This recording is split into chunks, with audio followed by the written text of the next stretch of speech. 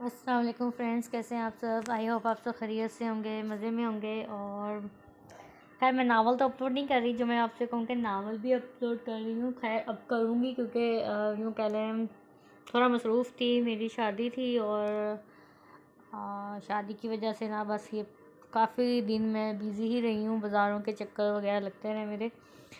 तो अभी थोड़ा टाइम मैनेज करना है और इंशाल्लाह फिर रेगुलर नावल अपलोड करूँगी। तो आज मैं आपके साथ जो नावल शेयर करने लगी हूँ उसका नाम है क्या ये मोहब्बत है। चांद राइट्स ने लिखा है, बहुत ही अच्छा नावल है। आई होप आपको पसंद आएगा। और नावल की तरफ बढ़ने से पहले आप सबसे रिक्वेस्ट है कि प्लीज़ जिन्होंने अभी तक चैनल सब्सक्राइब नहीं किया, चैनल सब्सक्राइब कर दें, बेल आइकन के बटन को प्रेस कर दें। इंशाल्लाह रेगुलर नावल अपलोड करूँगी, 1 2 3 जितना मुझसे हो सका। तो आप लोग भी मुझे सपोर्ट करें। तो चलें अब नावल की तरफ बढ़ते हैं। मरियम बेटा, अभी ईद को काफ़ी दिन पड़े हैं तो बाद में शॉपिंग कर लेना। आज आप कॉलेज जाओ, वैसे भी इतनी छुट्टियां करते हो। भाई तेरे मुझसे पूछते हैं जब तुम कॉलेज नहीं जाती। बेटी मरियम ध्यान से पढ़ा करो, भाई तेरे दिन रात मेहनत करके तुझे पढ़ा रहे हैं और हम अपनी सहेली से भी दूर रहा करो। मुझे इनका चाल चलन कुछ ठीक नहीं लगता है। वैसे भी तुझे सर हर वक्त खाती रहती है। तुझे तो उन्होंने बैंक समझा हुआ है, जब चाहे पैसे ले लिए और तुम भी उनको आराम से दे देती हो। कुछ होश से काम लिया करो। वो आपको पागल समझती हैं बेटा। तेरे मुंह पर हाँ तेरी तेरी दोस्त है और पीछे से वो तेरा मजाक बनाती हैं। ओहो अम्मी, क्या हो गया है? आज सुबह सुबह ही नसीहतें देना शुरू हो गई हैं। मुझे आज ईद की शॉपिंग करनी है तो बस करनी है। मेरी सारी दोस्तों ने कपड़े, जूते, हालांकि मेहंदी तक भी उन्होंने ले ली है। और आप मुझे कहती हैं कॉलेज जाओ। कोई नहीं जाना मैंने कॉलेज, कोई नहीं पढ़कर मैंने कोई जज बन जाना। धोने तो बर्तन ही है ना। और हाँ, मेरी सहेलियाँ बहुत अच्छी हैं। अम्मी, आप उन लोगों को हर वक्त बुरा भला कहती रहती हैं। हालांकि अम्मी वो आपकी इतनी तारीफ़ें करती हैं। बेटा ज़रूरी तो नहीं कि बंदा पढ़ कर जज ही लगे और उसको बर्तन ना धोने पड़े। तालीम सिर्फ नौकरी या किसी आला ओहदों को हासिल करने के लिए नहीं होती। तालीम शऊर के लिए होती है। तालीम एक चिराग की तरह होती है जो आपके अंधेरे में काम आता है। हाँ हाँ अम्मी, ये पता है। बचपन से लेकर अब तक ऐसे ही सुनती आ रही हूँ। खुद तो कोई इतना पढ़ा नहीं और बस मुझे ही पढ़ाने का शौक़ है आप लोगों को। बेटा, अगर आज तेरा भाई तेरा सारा खर्चा उठा रहे हैं तो शुक्र करो। आज पढ़ोगी तो इल्म हासिल करोगी, एक तो आपको माशरे में इज़्ज़त मिलेगी, ऊपर से अच्छा रिश्ता भी मिल जाएगा। हद है अम्मी, अभी से आपको मेरे रिश्ते की पड़ेगी। अभी मेरे 3 भाइयों की शादी होगी, उसके बाद मैं शादी करूँगी। और हाँ अभी अम्मी, आप ऐसी बातें मत किया करें। लो आ गया तेरा भाई, कर लो बात फिर। मरियम ने अपने बड़े भाई तनवीर से कहा कि भाई मुझे ईद की शॉपिंग करनी है, मुझे नए कपड़े और जूते ख़रीदने हैं। मेरी प्यारी बहन, आज शाम को हम चले गए बाज़ार पर। अभी आपके कॉलेज का वक़्त है, जल्दी से उठो मेरी शहज़ादी, काम कॉलेज की तैयारी करो। भाई तनवीर ये कहकर अपने कमरे में चला गया। तनवीर और उसके दोनों छोटे भाई अभी स्कूल में ही जाते थे तो उनके अब्बू वफात पा गया, जिसकी वजह से तनवीर ने स्कूल छोड़ दिया था और मेहनत मजदूरी करके पूरे घर का निज़ाम चलाता था। बाकी 2 भाइयों ने भी मैट्रिक करके स्कूल को छोड़ दिया था और वो भी काम करने चले गए थे। उसके पास एक बहन थी तो उसकी ख्वाहिश थी कि हमारी बहन ज़्यादा से ज़्यादा तालीम हासिल करे। उन्होंने मरियम को कभी डांटा तक ना था। मरियम को जो चीज़ चाहिए होती थी बस वो ज़ुबान से कहती थी तो उसके भाई वो चीज़ हासिल कर देते थे। मरियम एक गांव में रहती थी, उसके 3 भाई हैं। वो अपने भाइयों की सबसे छोटी और अकेली बहन है। मरियम जब छोटी थी तो उसके अब्बू वफात पा गए थे। तब से लेकर अब तक मरियम और उसकी माँ का खर्चा उसके भाई उठा रहे थे। मरियम एक गाँव में रहती थी और गाँव के ज़्यादा लोग अपनी लड़कियों को कॉलेज नहीं जाने देते थे, क्योंकि उनको लगता था लड़कियाँ वहाँ जाकर ख़राब हो जाती हैं। इसलिए पूरे गांव में तकरीबन 4 लड़कियां ही कॉलेज जाती थी। मरियम को अभी कॉलेज में पहला साल था एडमिशन लिया हुए। मरियम की उम्र तकरीबन 14 साल थी।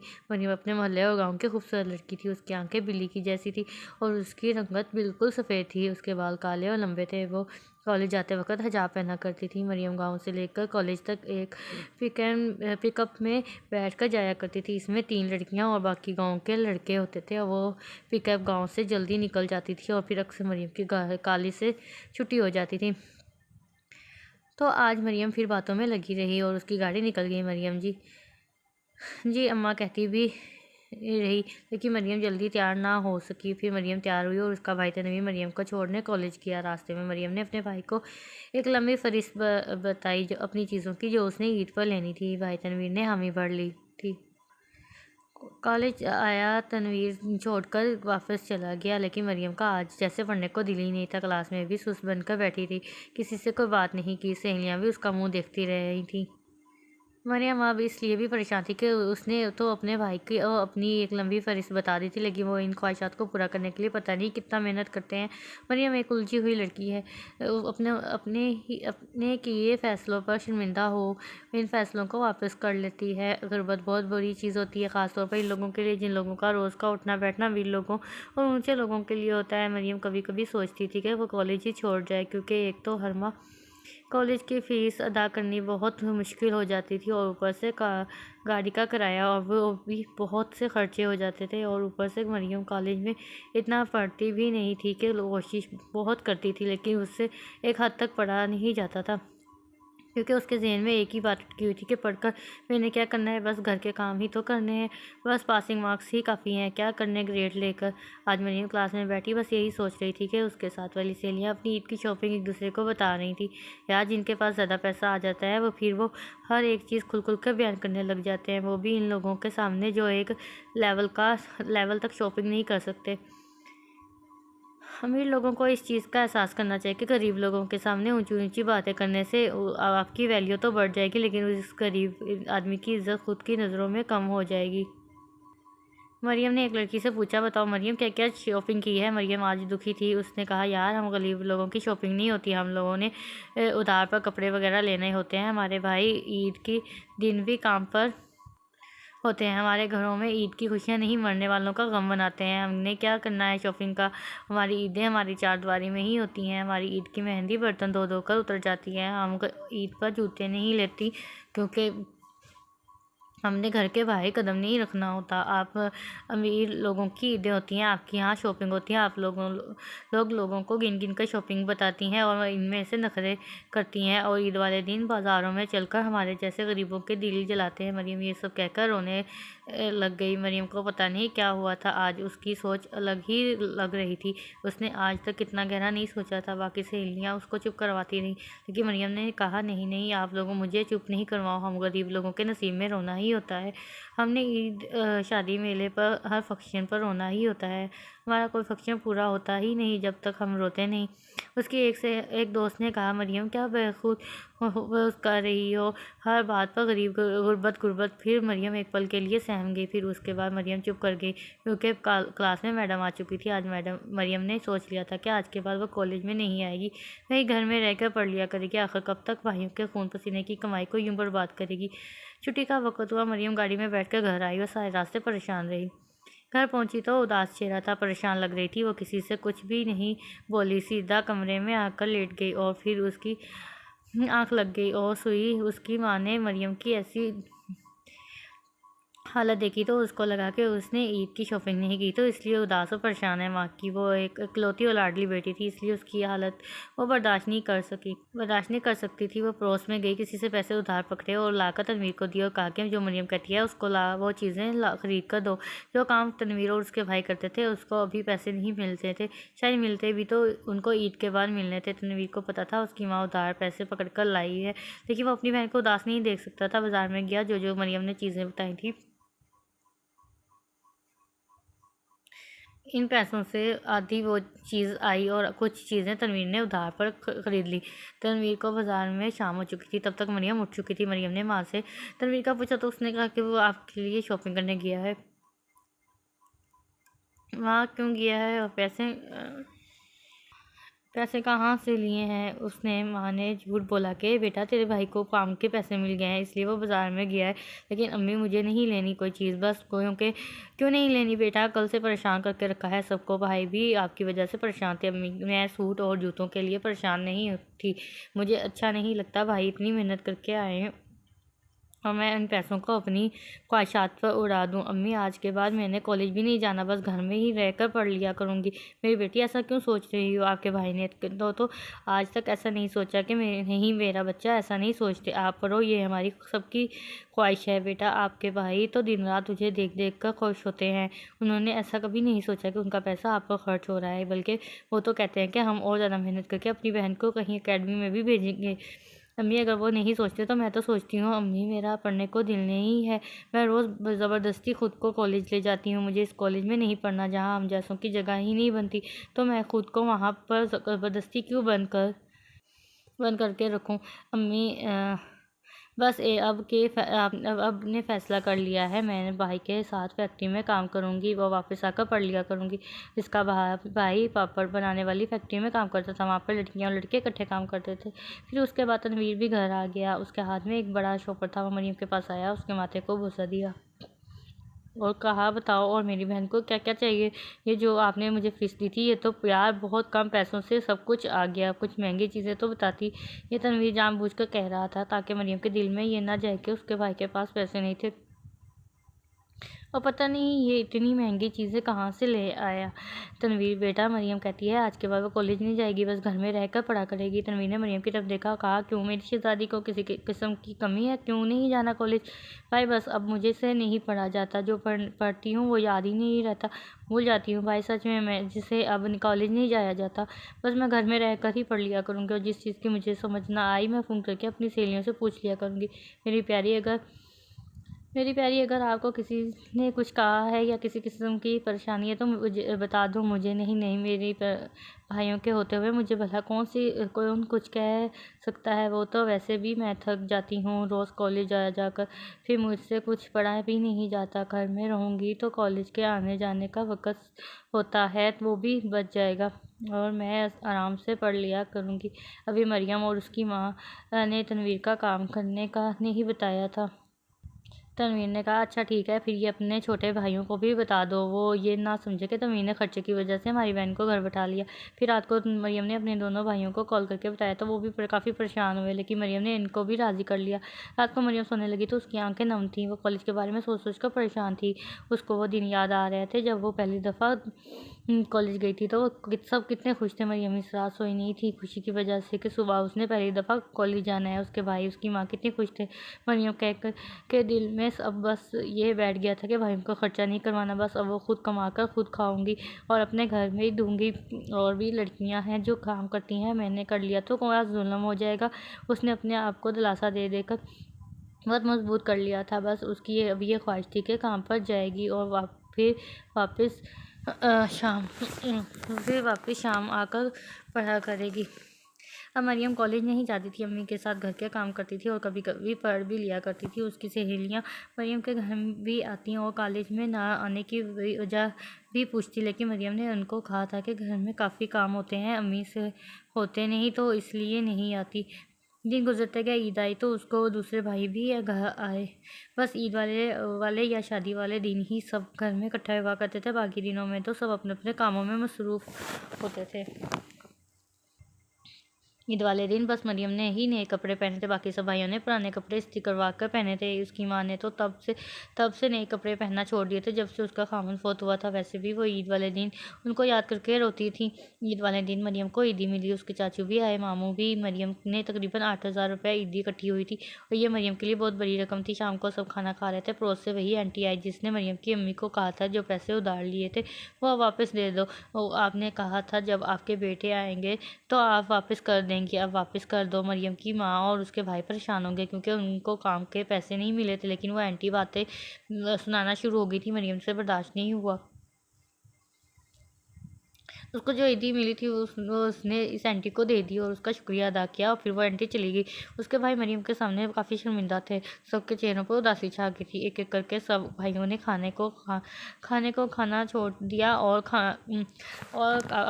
कोई कमरे में चला गया तो कोई बाहर चला गया। तनवीर बड़ा भाई था उनका और वो सदा ही दुखी था। वो घर से बाहर खेतों की तरफ चला गया और छुप कर रोता रहा अपनी बेबसी पर। बस ऐसे ही वक्त गुजरता गया। जैसे भी हालात थे वो डट कर मुकाबला करते रहे। भाई तनवीर फैक्ट्री गया और बाकी 2 छोटे भाई भी काम पर चले गए। अब मरियम अम्मी के साथ घर का काम करवाती और जब भी मौका मिलता साथ में पढ़ भी लेती।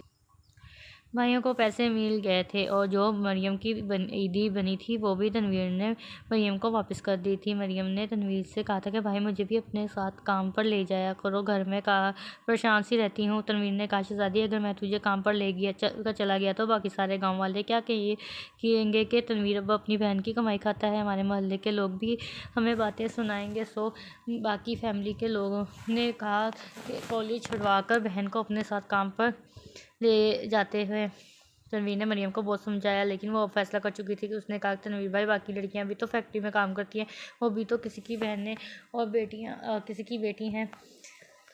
अगर मैंने कर लिया तो कौन सा दुनिया ने बदल जाना है। भाई वैसे भी आप अकेले जाते हैं, आपके साथ जाऊंगी और आपके साथ ही वापस आऊँगी। हम सब मिलकर पैसे कमाएंगे और फिर एक अच्छा सा घर बनाएंगे। उसके बाद आप लोगों की धूमधाम से शादियां करेंगे, किसी के आगे हाथ नहीं फैलाना पड़ेगा। ईदी शादी को खुशी के फंक्शन को खुशी से मनाया करेंगे। तनवीर ये सब सुनकर चुप हो गया और कहा कि ठीक है अम्मी, और बाकी भाइयों से भी पता कर लो, मैं भी फैक्ट्री जाकर आपके काम की बात करूँगा। भाई आज से बात करना भूल ना जाना, मैं इंतज़ार करूँगी। अब मरियम घर का सारा काम कर लिया करती थी। उसकी माँ मरियम पर बहुत खुश थी। उसके भाई भी यही समझते थे कि ठीक है, घर होती है और अम्मी का ख्याल रखती है, इसलिए वो मरियम का फैक्ट्री जाने से मना करते रहे। लेकिन मरियम फैसला कर चुकी थी। अब उसकी आंखों में लालच आ गया था। बस उसके जहन में हर वक्त यही होता था कि इतना पैसा हो तो वो ये करे वो करे। खैर रात को तनवीर ने फातिमा को कहा कि ठीक है कल सुबह तैयार हो जाना। मैंने आज फातिमा तो नहीं, मरियम है। अच्छा तैयार हो जाना, मैंने कल आपकी बात फैक्ट्री में की है, पर बहन एक बात जहन में रख लो, वहाँ पर लड़के और लड़कियाँ इकट्ठे काम करते हैं। वहाँ के कुछ लड़के और लड़कियाँ बहुत ज़्यादा बुरे हैं। वो नए आने वाले लड़के लड़कियों को जानबूझकर गलत रास्ते ले जाते हैं। पहले वो आपकी दोस्त बनती हैं और फिर वो आपको गलत रास्ते पर ले जाएंगे और फिर वो आपकी बदनामी करेंगे। ठीक है मेरे भाई, इंशाल्लाह आपको मेरी तरफ से किसी किस्म की परेशानी नहीं होगी। अब मरियम सारी रात सोचती रही कि वो कैसे काम करेगी, इतने सारे लड़कों होंगे। लेकिन मरियम के दिल में जो पैसों का लालच था वो मरियम को बार बार कह रहा था कि कुछ नहीं होता, जब दूसरी लड़कियां काम कर सकती है तो मैं क्यों नहीं कर सकती। ऐसे भी कोई ऐसे मुझे खात हो ही जाएगा। सुबह का वक़्त हुआ। मरियम जल्दी से उठी, अपना बुर्का निकाला, नाश्ता भाइयों को दिया और फिर उसने खुद भी किया। मरियम की माँ बार बार मरियम को समझाती रही कि बेटा हमारी इज्जत का ख्याल रखना। मरियम माँ को कहती कि आप मुझे लड़की नहीं लड़का ही समझें। वो मरियम जो कभी भाइयों के पीछे कॉलेज बैठ कर जाया करती थी, आज वो अपने भाई के साथ फैक्ट्री में जा रही थी। सुबह का वक़्त था, ठंडी हवा चल रही थी। परिंदों की खूबसूरत आवाज़ सुबह की खूबसूरती में मज़ीद इजाफा कर रही थी। फैक्ट्री के रास्ते में कहीं लड़कियाँ और लड़के जा रहे थे, सब जल्दी में ही लग रहे थे। खैर फैक्ट्री आई। मरियम को उसका भाई फोरमैन के पास ले गया जो तनवीर का दोस्त ही था। मरियम का नाम रजिस्टर पर लिखा गया और उसको एक लड़के के साथ काम पर लगा दिया गया। लड़का मशीन ऑपरेटर था, वो मशीन चला रहा था। मरियम का काम पापड़ों को एक बड़े बक्स में तरतीब से और गिनती करके पैक करना था। मशीन ऑपरेटर जानता था कि लड़की नहीं है, तो उसने मशीन की स्पीड कम रखी ताकि मरियम आसानी से सब पापड़ पैक कर सके। मरियम बहुत अच्छा काम कर रही थी, उसकी सारी की सारी तवज्जो अपने काम पर थी। मशीन ऑपरेटर ने मशीन बंद कर दी और मरियम को कहा कि वो थोड़ी देर आराम कर ले, क्योंकि लगातार 3 घंटों से मरियम काम कर रही थी। मरियम ने पैकिंग छोड़ी और वहीं कर आराम करने बैठ गई। फिर वो फैक्ट्री के माहौल को देखने लगी। फैक्ट्री में बहुत ज़्यादा शोर था। कुछ लड़के लड़कियाँ ऊँची ऊँची आवाज़ में बातें करते करते हंसते रहते थे और कोई एक दूसरे से इशारे में बातें कर रहा था तो कोई आंखों से एक दूसरे को इशारे कर रहा था। मरियम समझ चुकी थी कि ये इस फैक्ट्री में काम कम और बेगैरती ज़्यादा होती है। और इधर मरियम की माँ घर में अकेली थी। उससे कुछ काम होता तो वो कर लेती, वरना सारा दिन मरियम के बारे में ही सोचती रहती। कि सोचकर रो रही थी कि उसको दुख था कि मरियम अपना कॉलेज छोड़कर फैक्ट्री में जा रही है। दिल ही दिल में सोच रही थी कि काश हमारे पास पैसे होते तो आज उसकी लाडली बेटी काम पर कर ना जाती। अब मशीन ऑपरेटर दोबारा आया। उसने मरियम को कहा कि आप इधर ही बैठती हो, बाहर जाओ पानी वगैरह पी आओ।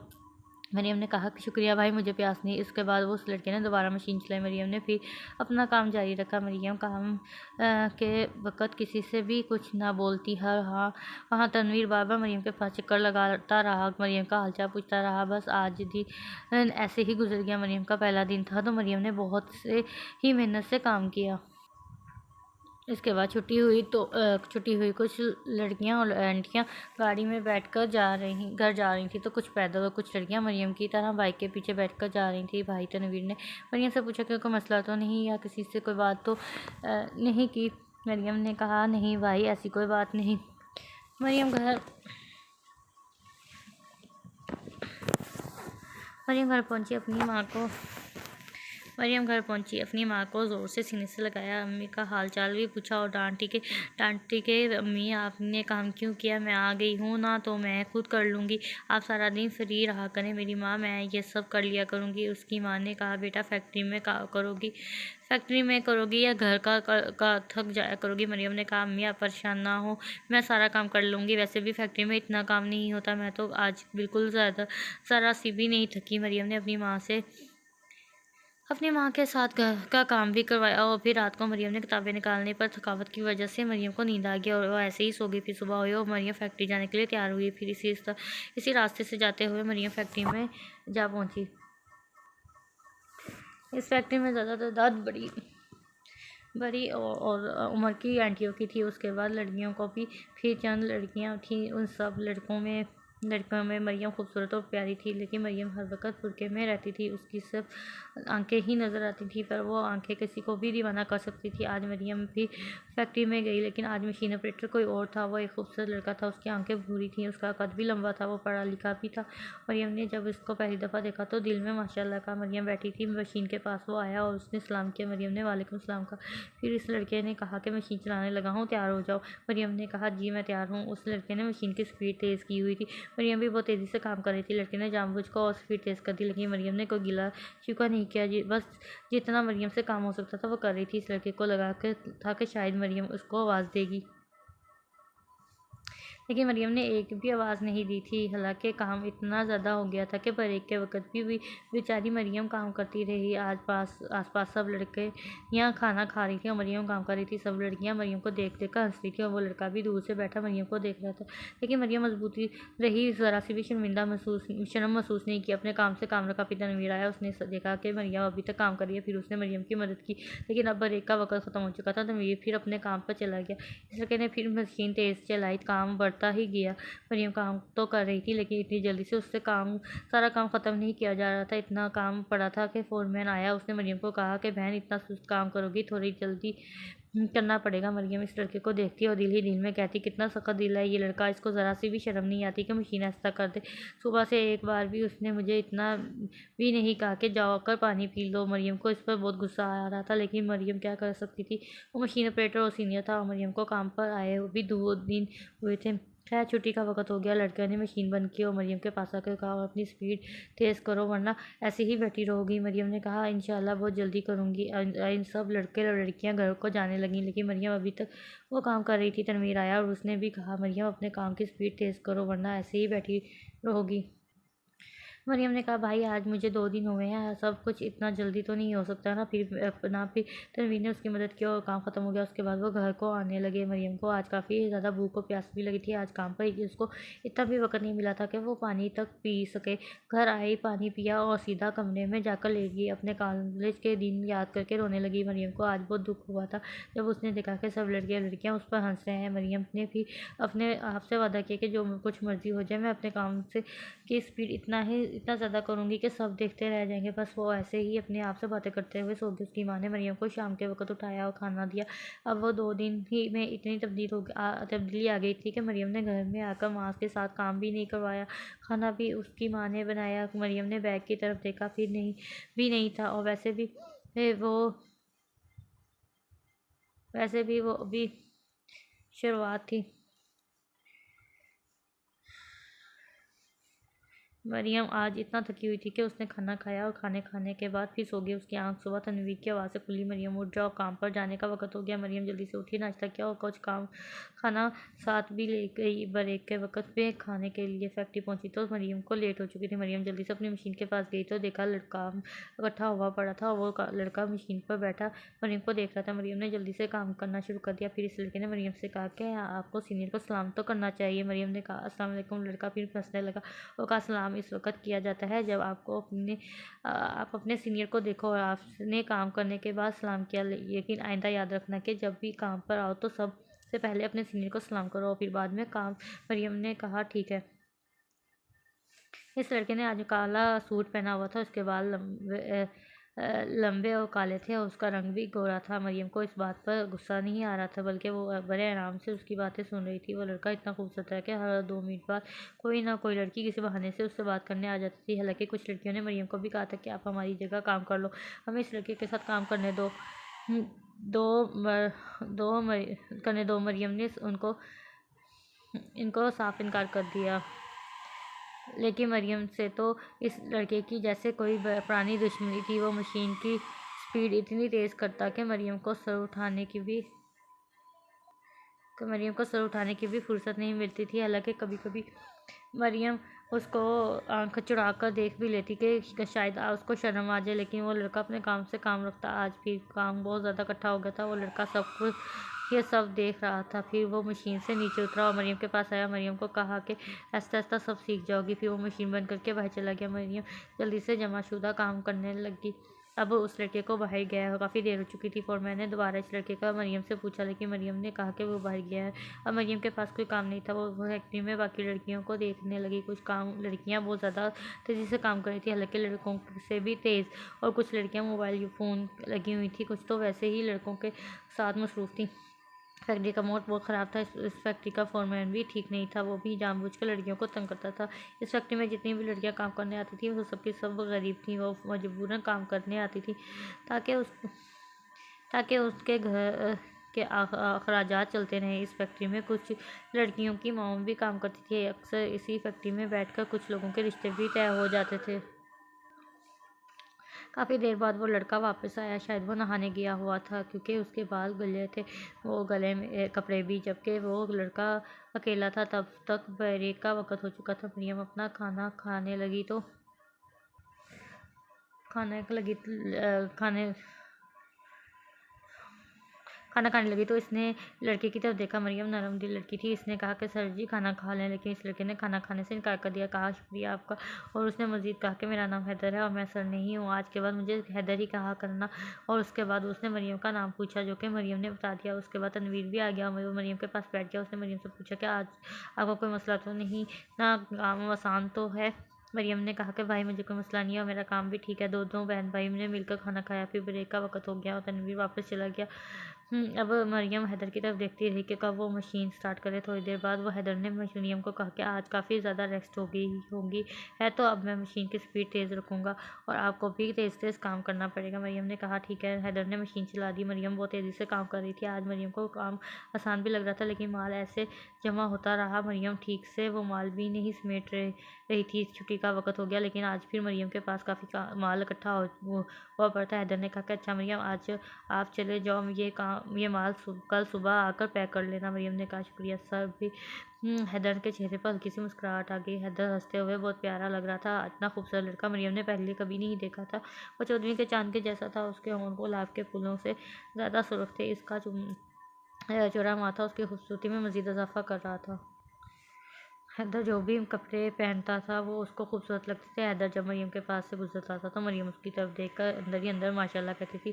थोड़ी देर बाद तनवीर आया और फिर मरियम उसके पीछे बैठकर घर जाने लगी। लेकिन वो फैक्ट्री में देख रही थी कि शायद वो हैदर को देखना चाहती थी, लेकिन हैदर उसको नज़र नहीं आया। वो जा चुका था। तनवीर ने अब रास्ते पर मरियम को कहा कि मरियम, फैक्ट्री में जो लड़के काम करते हैं वो बहुत बुरे हैं। किसी के साथ फ्री ना होना, बस अपने काम से काम रखना। फैक्ट्री में कोई सहेली भी ना बनाना, वो भी लड़कियों को ख़राब करती है। मरियम ने कहा, भाई आप परेशान ना हो, इंशाल्लाह आप मुझसे मायूस नहीं हो गए। मरियम घर पहुंची तो आज वो बहुत थकी हुई नहीं थी, लेकिन फिर भी वो अंदर जाकर लेट गई। उसने अपनी माँ का हालचाल भी ना पूछा, जो सुबह से लेकर अब तक काम कर रही थी। वो थोड़ी कमज़ोर हो चुकी थी, लेकिन फिर भी मरियम की माँ काम करती रही और उसने मरियम को एहसास तक नहीं होने दिया कि वो थक चुकी है और घर के काम नहीं होते, क्योंकि वो सोचती थी कि मरियम खुद थक कर आती होगी काम से, तो उसको अब मज़ीद यही काम पर का कहना चाहिए, इतनी ही काफ़ी है। वो फैक्ट्री में काम करती है। मरियम बस लेटी लेटी हैदर के बारे में सोच रही थी कि इतना खूबसूरत लड़का भी हो सकता है। वो बाबा हैदर भी कहने लगी हैदर भी कह रही थी। मरियम खुद को कहती थी कि कितना प्यारा नाम है हैदर। फिर वो बस ऐसे ही सोचते सोचते सो गई। मरियम अब शाम को उठी। उठी तो माँ से माजरत की कि माँ मुझे माफ़ कर दो, मैंने आपका आज हाल भी नहीं पूछा और अब जो काम रहते हैं मैं कर लेती हूँ, आप आराम कर लो। शायद मरियम को माँ पर तरस आ गया था। मरियम ने बाकी घर के जो काम रहते थे वो किए। फिर रात को जल्दी सो गई कि सुबह जल्दी उठकर फैक्ट्री में कल जाऊंगी और जो माल जमा हुआ पड़ा है वो हैदर के आने से पहले पहले पैक कर लूँगी। सुबह हो गई, मरियम ने नाश्ता किया और भाई तनवीर के साथ फैक्ट्री में आने लगी। अब वो रास्ते में और मरियम को बेगाने लगते थे। और रास्ते अब अपने लगने लगे थे। अब वो इन रास्तों पर मरियम को सुकून आता था। मरियम बहुत खुश थी जब वो इन रास्तों पर गुजर कर उसको अच्छा लगता था कि कोई काम पर जा रहा होगा, कोई किसी का इंतज़ार में खड़ा, कोई पैदल है तो बाइक पर या कोई गाड़ी पर। वह इस माहौल को बहुत ज़्यादा पसंद करने लगी थी। उसके अंदर एक अजीब सी खुशी थी। मरियम फैक्ट्री में पहुंची तो वो जल्दी से इस मशीन पर पहुंची जहां वो काम करती थी। लेकिन ये क्या, वहाँ तो कोई माल ही नहीं था। सारा पैक हुआ पड़ा था। मरियम हैरान थी कि ये किसने किया। उसने फैक्ट्री में देखा तो चंद लड़कियों के अलावा वहाँ पर कोई भी नहीं था। अभी तक हैदर भी नहीं आया था, तो ये किसने पैक कर दिया। मरियम को ज़्यादा शक हैदर पर ही था, लेकिन हैदर तो अभी फैक्ट्री में ही नहीं आया था। उसने काफ़ी वक़्त देखा लेकिन उसको पता ही नहीं चला कि किसने उसका काम किया है। खैर, अब हैदर भी काम पर आ चुका था। उसने आते ही मरियम को सलाम किया और उसका हालचाल पूछा। मरियम हैदर को देखकर खुश हुई। उसने सलाम का जवाब दिया और कहा कि मैं ठीक हूँ। क्या आप कैसे हैं? हैदर ने भी कहा कि मैं भी ठीक हूँ। उसके बाद हैदर मशीन की तरफ चला गया। उसने मरियम को इशारा किया कि वो चलाने लगा है। मरियम ने खुशी में हाँ कहकर चला दो। काम शुरू हुआ। मशीन की स्पीड काम काम शुरू हुआ। मशीन की स्पीड ऐसा थी, मरियम कभी काम करती तो कभी हैदर को देख लेती। हैदर भी चुपके से मरियम को देख लेता। अब मरियम हैदर के बारे में जानना चाहती थी, लेकिन वो खुद हैदर से नहीं पूछ सकती थी। तनवीर हैदर को जानता था, तो मरियम ने सोचा कि उससे कैसे कैसे तो भाई से पूछ लूँगी। खैर, ऐसे ही काम चल रहा था कि हैदर के पास एक लड़की आई। वो हैदर से बातें करने लगी। उसकी बातों से लग रहा था कि कोई परेशानी वाली बात है। फिर थोड़ी देर बाद वो हैदर को साथ लेकर बाहर चली गई। मरियम इस सोच में गुम थी कि ठीक है, कहीं ये लड़की हैदर से प्यार तो नहीं करती है, हैदर इससे प्यार तो नहीं करता। मरियम से पता नहीं क्यों ये सब बर्दाश्त नहीं हुआ। मरियम बार बार हैदर को देख रही थी, लेकिन हैदर वापस नहीं आया। काफ़ी देर हो गई। मरियम हैदर का इंतज़ार करती रही। फिर हैदर आया। मरियम ने हैदर से पूछा, कहाँ गए थे आप? इधर फैक्ट्री का फोरमैन भी मुझसे बार बार आकर पता पूछ रहा था। हैदर ने कहा कि मुझे कोई काम था, अचानक जाना पड़ा। मरियम ने हिम्मत करके पूछा कि क्या ये आपकी दोस्त है? हैदर ने कहा, नहीं नहीं, दोस्त नहीं, बहन बनी हुई है। इसको कुछ पैसों की ज़रूरत थी तो वो इसके सिलसिले में मेरे पास आई थी। मरियम ने दिल ही दिल में शुक्र किया, नहीं तो मरियम की जान पर बनी हुई थी। आ, ब्रेक का वक़्त हुआ तो तनवीर मरियम के पास आया और कहा कि अभी घर चलो। मरियम ने पूछा, क्यों भाई, क्या हुआ है? अभी तो छुट्टी की भी नहीं हुई। भाई ने कहा कि मैंने छुट्टी ले ली है, घर तो चलो। सब बताता हूँ। मरियम का दिल ही नहीं था कि घर जाने को, लेकिन भाई ने कहा था तो अब जाना पड़ा। तो हैदर ये सब अपनी आंखों से देख रहा था। मरियम ने भी उदास चेहरे से हैदर की तरफ देखा। अब मरियम तनवीर के साथ बाइक पर जाने लगी। रास्ते में मरियम ने कहा कि भाई मुझे एक बात पूछनी थी। भाई से ने कहा, जी पूछे भाई। हैदर कैसा लड़का है? तनवीर ने कहा, अच्छा लड़का है, पर आप क्यों पूछ रही हो?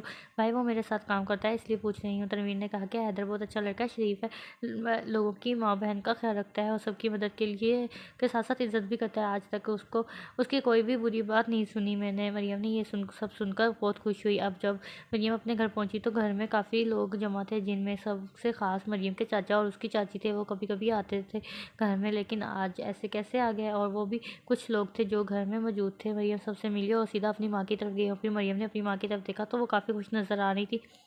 मरियम ने माँ से पूछा तो माँ ने उसको बताया कि बेटा, आपकी मंगनी होने जा रही है आपके चाचा के बेटे के साथ। उसके चाचा के पास एक ही बेटा था जो गांव में खेतीबाड़ी का काम करता था।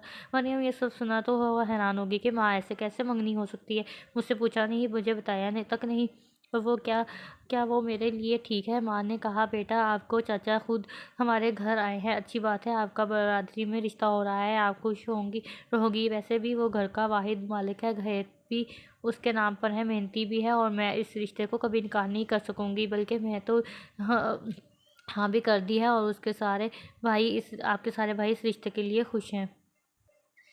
अब अगर बेटा तो इस रिश्ते को मना करेगी तो फिर बरादरी में हमारे लिए कोई ऐसा रिश्ता नहीं मिलेगा, और तेरे मना करने से लोगों के दिलों में शक पड़ जाएगा कि मरियम ने क्यों मना कर दिया। मरियम माँ को कुछ भी ना कह सकी।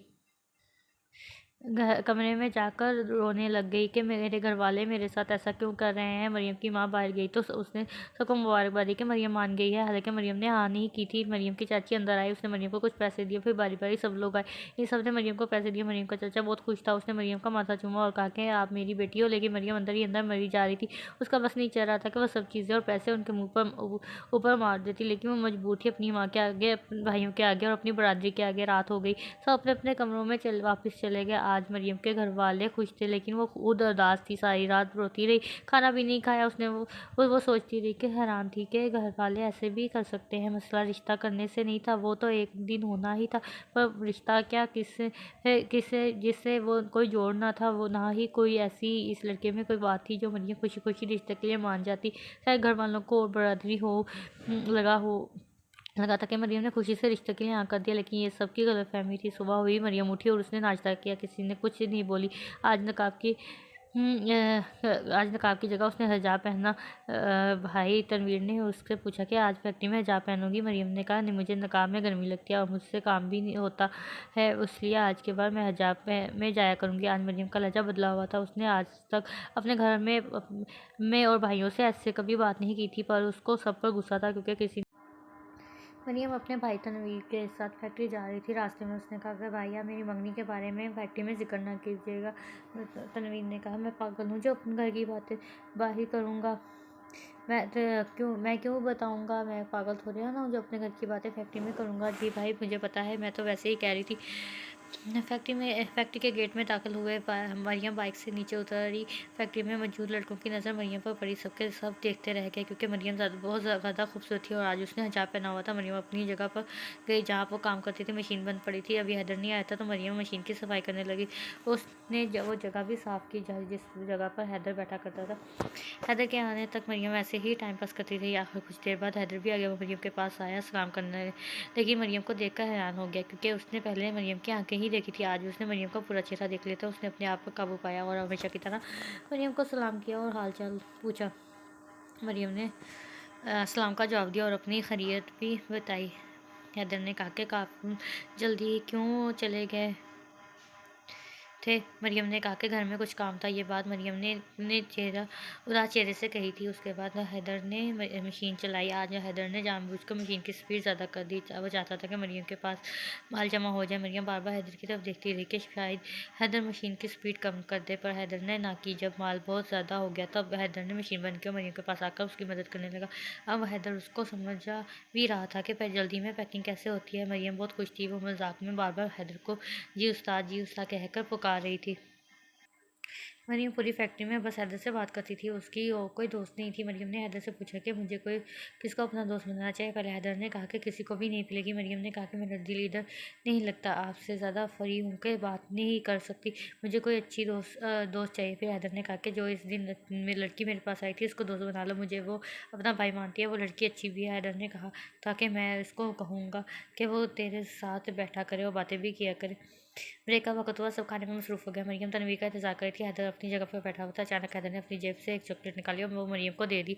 पहले मरियम ने मना किया, लेकिन फिर उसने पकड़ ली। मरियम ने वह चॉकलेट खाई नहीं थी, उसने अपने पर्स में डाल ली थी। फिर तनवीर आया, उसने मरियम के चेहरे पर अजीब सी खुशी देखी। तो तनवीर ने पूछा, क्या बात है, आज बहुत खुश लग रही हो। मरियम ने कहा, भाई मैं तो रोज़ ही खुश होती हूँ, आज आपको ही ऐसा लग रहा है। खाना खाने के बाद तनवीर वापस अपने काम में चला गया। अब मरियम अकेले बैठी हुई थी कि अचानक से वो लड़की मरियम के पास आई और जो हैदर की बहन बनी हुई थी। उसने मरियम को सलाम किया। मरियम ने बहुत ही प्यार से उसके सलाम का जवाब दिया। इस लड़की का नाम आमना था। वो बहुत ज़्यादा गरीब थी। शुरू में जब वो फैक्ट्री आई थी तो उसको किसी ने काम पर नहीं रखा था। फिर उसकी हैदर ने सिफारिश की थी। उसके बाद वो इस मशीन पर काम करती थी जिस पर अब मरियम काम कर रही है। हैदर ने इसको सारा काम सिखा दिया था। इसका कोई भाई नहीं था, तो इसलिए आमना हैदर को अपना भाई कहती थी। अब वो भी शायद आमना को हैदर के ने मरियम के पास भेजा था। आमना ने मरियम को कहा था कि आज के बाद मुझे अपनी पक्की दोस्त समझो। जो चीज़ चाहिए हो या किसी से ये किस्म की मदद चाहिए तो मुझे कह सकती हो, मैं इधर ही होती हूँ। और आज के बाद उसके पास और जो आज के पास आपके पास आती रहूँगी। फिर आमना वापस काम पर चली गई क्योंकि ब्रेक ख़त्म हो चुकी थी। ब्रेक ख़त्म होने के बाद मरियम अपना काम करने लगी। फिर हैदर भी आ गया। हैदर ने उन्हें से पूछा कि फैक्ट्री आने से पहले क्या करती थी। मरियम ने बताया, हैदर को बताया कि वो कॉलेज में जाती थी। बस थोड़े दिन हुए थे मुझे कॉलेज छोड़े हुए, लेकिन मैं अब भी पढ़ाई करती हूँ। फिर हैदर ने पूछा कि इधर फैक्ट्री में काम करने क्यों आई। मरियम ने कहा कि बस घर के हालात कुछ ठीक नहीं थे तो सोचा मैं अभी काम कर लूँ। फिर हैदर ने मरियम से कुछ और भी सवाल किए। मरियम उसके सवालों के जवाब देती रही। फिर हैदर ने कहा कि आमना उसके पास आई थी। मरियम ने कहा जी आई थी, आज के बाद वो मेरी पक्की दोस्त है। हैदर बोला अगर किसी दिन मैं फैक्ट्री में ना आऊँ तो इससे वजह पूछ सकती हो, वो और भी अगर कोई काम हो तो आमना को बता सकती हो। मरियम ने कहा ज़रूर, अगर कोई बात पूछने वाली हुई तो मैं पूछ लूँगी। वो मेरी भी अब पक्की दोस्त है। फिर वो दोनों आपस में बातें करते करते हंस रहे थे। यूँ लगता था मोहब्बत का शोला इन दोनों के सीने में जल रहा है। वो अंदर ही अंदर एक दूसरे को बहुत मोहब्बत करने लगे थे। हैदर पूरी फैक्ट्री छोड़कर जब बस मरियम के पास रहता था, उससे बात करता रहता था। मरियम किसी से कोई बात नहीं करती थी, लेकिन हैदर के साथ इतना फ्री हो गई थी कि वो इससे हर बात आसानी से कह देती थी। मरियम का अब अपने घर में भी दिल नहीं लगता था। फैक्ट्री से वापस आ जाती तो सीधा कमरे में जाकर लेट जाती और टीवी चैनल पर ड्रामे देखती रहती और साथ साथ हैदर को याद करती। घर के सारे काम उसकी अम्मी बेचारी करती, लेकिन वो मरियम को इसलिए कामना कहती कि मरियम थकी हुई है। मरियम ने पढ़ना भी छोड़ दिया था कि किताबों को खोले। काफ़ी दिन हो गए थे। मरियम अब पढ़ना लिखना नहीं चाहती थी, बल्कि अब वो है तो हैदर की हीर बनना चाहती थी। हैदर का असल शहर और था, लेकिन इधर वो रेंट के कमरे में रहता था। हैदर को घर गए काफ़ी दिन हो चुके थे, लेकिन वो घर जाना नहीं चाहता था, क्योंकि उसको लगता था कि अगर वो फैक्ट्री से छुट्टी करेगा तो उसकी जगह कोई और आ जाएगा, तो वो मरियम के साथ बातचीत करेगा। उसकी भाइयों के काफ़ी फ़ोन आए थे, लेकिन हैदर वापस घर नहीं गया था। हाँ, अलबत्ता घर में पैसे भेज दिए थे। हैदर का असल घर सिंध में था और वो इधर पंजाब में काम करने के लिए आया हुआ था। एक शाम तनवीर मिठाई का डब्बा लेकर खुशी खुशी घर आया। उसकी माँ ने वजह पूछी तो तनवीर ने बताया कि उसकी एक नई जगह जॉब लग गई है, वो भी लाहौर शहर में, और तनवीर इस फैक्ट्री से ज़्यादा है। तनख्वाह इस फैक्ट्री से ज़्यादा है। घर के सब अफराद तनवीर की जॉब से खुश थे, सिवाय मरियम के, क्योंकि उसको अब ये डर था कि अगर तनवीर लाहौर चला गया तो उसको फैक्ट्री में जाने की इजाज़त नहीं दी जाएगी। फिर वो हैदर से बात भी नहीं कर सकेगी। फिर जैसे मरियम सोच रही थी वैसा ही हुआ। तनवीर ने रात को मरियम से कहा कि अब आपको फैक्ट्री जाने की कोई ज़रूरत नहीं है, अब बस घर में रहा करो, कॉलेज भी जाती रहना, अब आप हमारे पास बहुत पैसे आएंगे। लेकिन मरियम ने कहा कि भाई ऐसे कैसे जॉब सोच सकती हूँ, आज आपको नई जॉब मिली है, कल वो आपको निकाल देंगे तो हम कहाँ जाएंगे। भाई पहले आप लाहौर जाएं, अगर वहाँ काम ठीक हुआ, पूरी तनख्वाह मिली तो मैं फैक्ट्री जाना छोड़ दूँगी। तो मैंने कहा कि अगर मैं लाहौर चला गया तो आपको फैक्ट्री में कौन छोड़ेगा। मरियम ने कहा कि बाकी लड़कियाँ गाड़ी पे जाती हैं तो मैं भी जाती रहूँगी। कैसे ना कैसे मरियम ने तनवीर से इजाज़त ले ली। अब वो बहुत ज़्यादा खुश थी, क्योंकि अब वो तनवीर ने भी फैक्ट्री में नहीं जाना था। उस पर नज़र रखने वाला अब कोई नहीं था।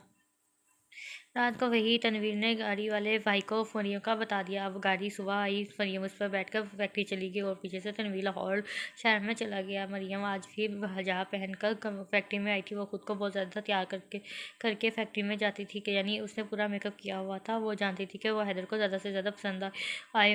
वो पूरी फैक्ट्री में बस उससे ही देखे। आज हैदर काम पर आया तो वो मरियम बहुत खुश नज़र आ रही थी। हैदर ने खुशी की वजह पूछी। मरियम ने कहा कि भाई तनवीर की जॉब लग गई है शहर लाहौर में, अब मैं अकेली आया करूँगी फैक्ट्री।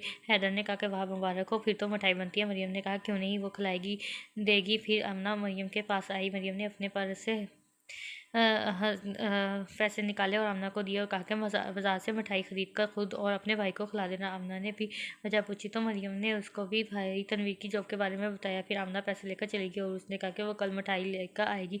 मरियम भाई की जॉब लगने पर खुश नहीं थी। उसको खुशी इस बात की थी कि वो अब आज़ाद हो चुकी है। हैदर से हर वक्त बात करती, उसके साथ हंसती, क्योंकि उसको कोई देखने वाला या कोई रोकने वाला ना होता। आज जब मरियम अपने घर आई तो उसके चाचा का बेटा यानी मरियम का मंगेतर उसकी अम्मी के पास बैठा हुआ था। मरियम ने मुंह बनाकर उसे सलाम किया और उसकी खैरियत पूछी। बस उसका मंगेतर अपनी इतनी बात पर ही खुश हो गया। और उसका मंगेतर मरियम को बहुत ज़्यादा मोहब्बत करता था। वो बचपन से अपने घर वालों को कहता था कि मैं मरियम से शादी करूँगा, और वो मरियम के लिए उसके घर वाले और उसके भाइयों की भी इज़्ज़त करता।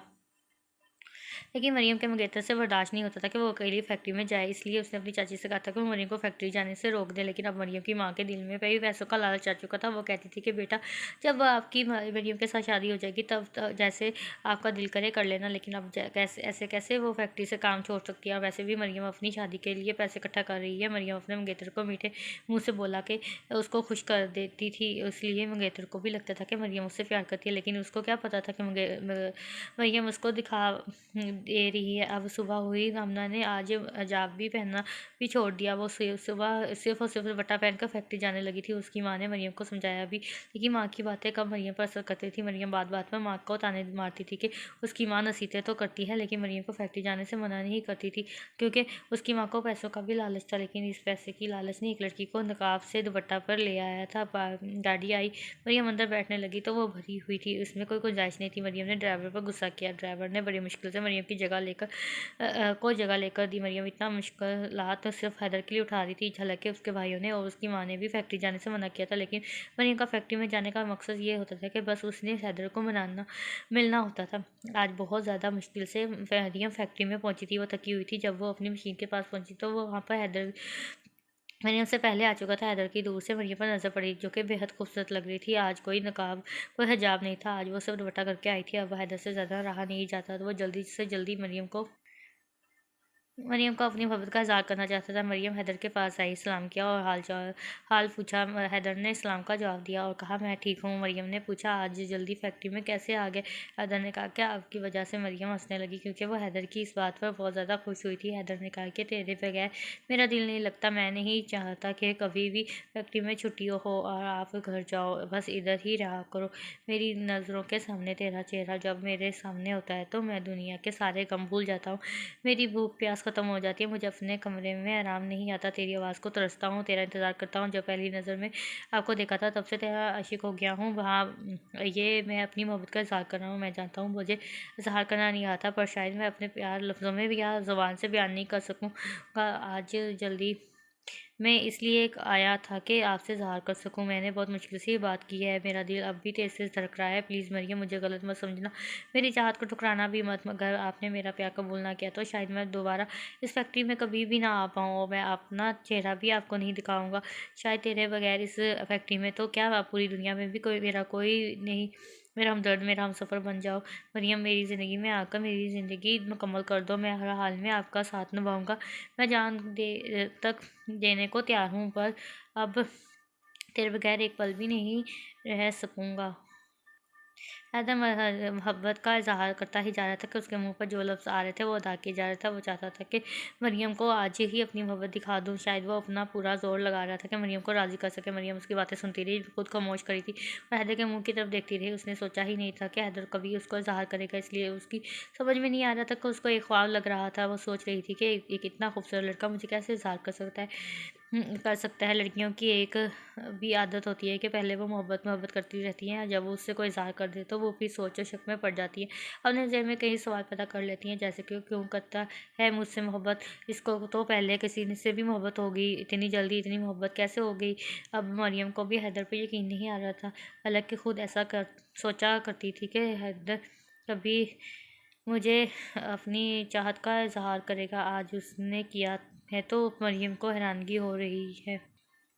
हैदर मरियम के मुंह की तरफ देख रहा था कि कुछ जवाब देगी। वो अंदर से डर भी रहा था कि कहीं मरियम इनकार ना कर दे। और उसको शर्मिंदगी भी हो रही थी कि मरियम मेरे बारे में क्या सोचेगी या क्या वो पहले की तरह मेरी इज्जत करेगी। अभी वो आपस में बातें ही कर रहे थे कि ऊपर से आमना आ गई। आमना के हाथ में मिठाई का डब्बा था। उसकी होठों पर मुस्कुराहट थी, उसकी आंखों में खुशी थी। हालांकि मिठाई तो वो मरियम के पैसों के लेकर आई थी, लेकिन फ़ख्र इतना कर रही थी कि जैसे अपने पैसों से मिठाई खिला रही हो। आमना ने दोनों का सलाम किया, फिर मरियम को कहा कि वो ले लो अपनी मिठाई, अब खुद तस्कीन कर लो। फिर मरियम ने मिठाई का डब्बा खोला। सबसे पहले उसने हैदर को मिठाई दी, फिर आमना को, फिर खुद के लिए थोड़ी सी रखी और आमना को कहा कि ये सारे बाकी फैक्ट्रियों में तकसीम कर दो। मरियम भी कितनी पागल लड़की थी। तनवीर प्राइवेट कंपनी में मुलाजिम के तौर पर भर्ती हुआ था। कोई एसएचओ नहीं था लगा था जो फैक्ट्री में मिठाई तकसीम कर रही थी। हाँ, ये अलग बात है कि आमना ने वो मिठाई अपनी चंद दोस्तों को देकर बाकी अपने पर्स में डाल ली थी। अब हैदर अपने प्यार का इजहार कर चुका था। अब वो मरियम के मुंह की तरफ देख रहा था, लेकिन मरियम हैदर की तरफ देख ही नहीं रही थी। वह हैदर को इग्नोर कर रही थी। हालांकि मरियम को पता चल गया था कि हैदर क्या चाहता है, लेकिन वो जानबूझकर जवाब नहीं देना चाहती थी। वो हैदर को तंग करना चाहती थी, लेकिन वो दिल ही दिल में बहुत खुश थी, क्योंकि उसकी ख्वाहिश पूरी हो चुकी थी। वो जो चाहती थी हैदर ने तो इजहार कर दिया था। उसके दिल का बोझ हल्का हो चुका था।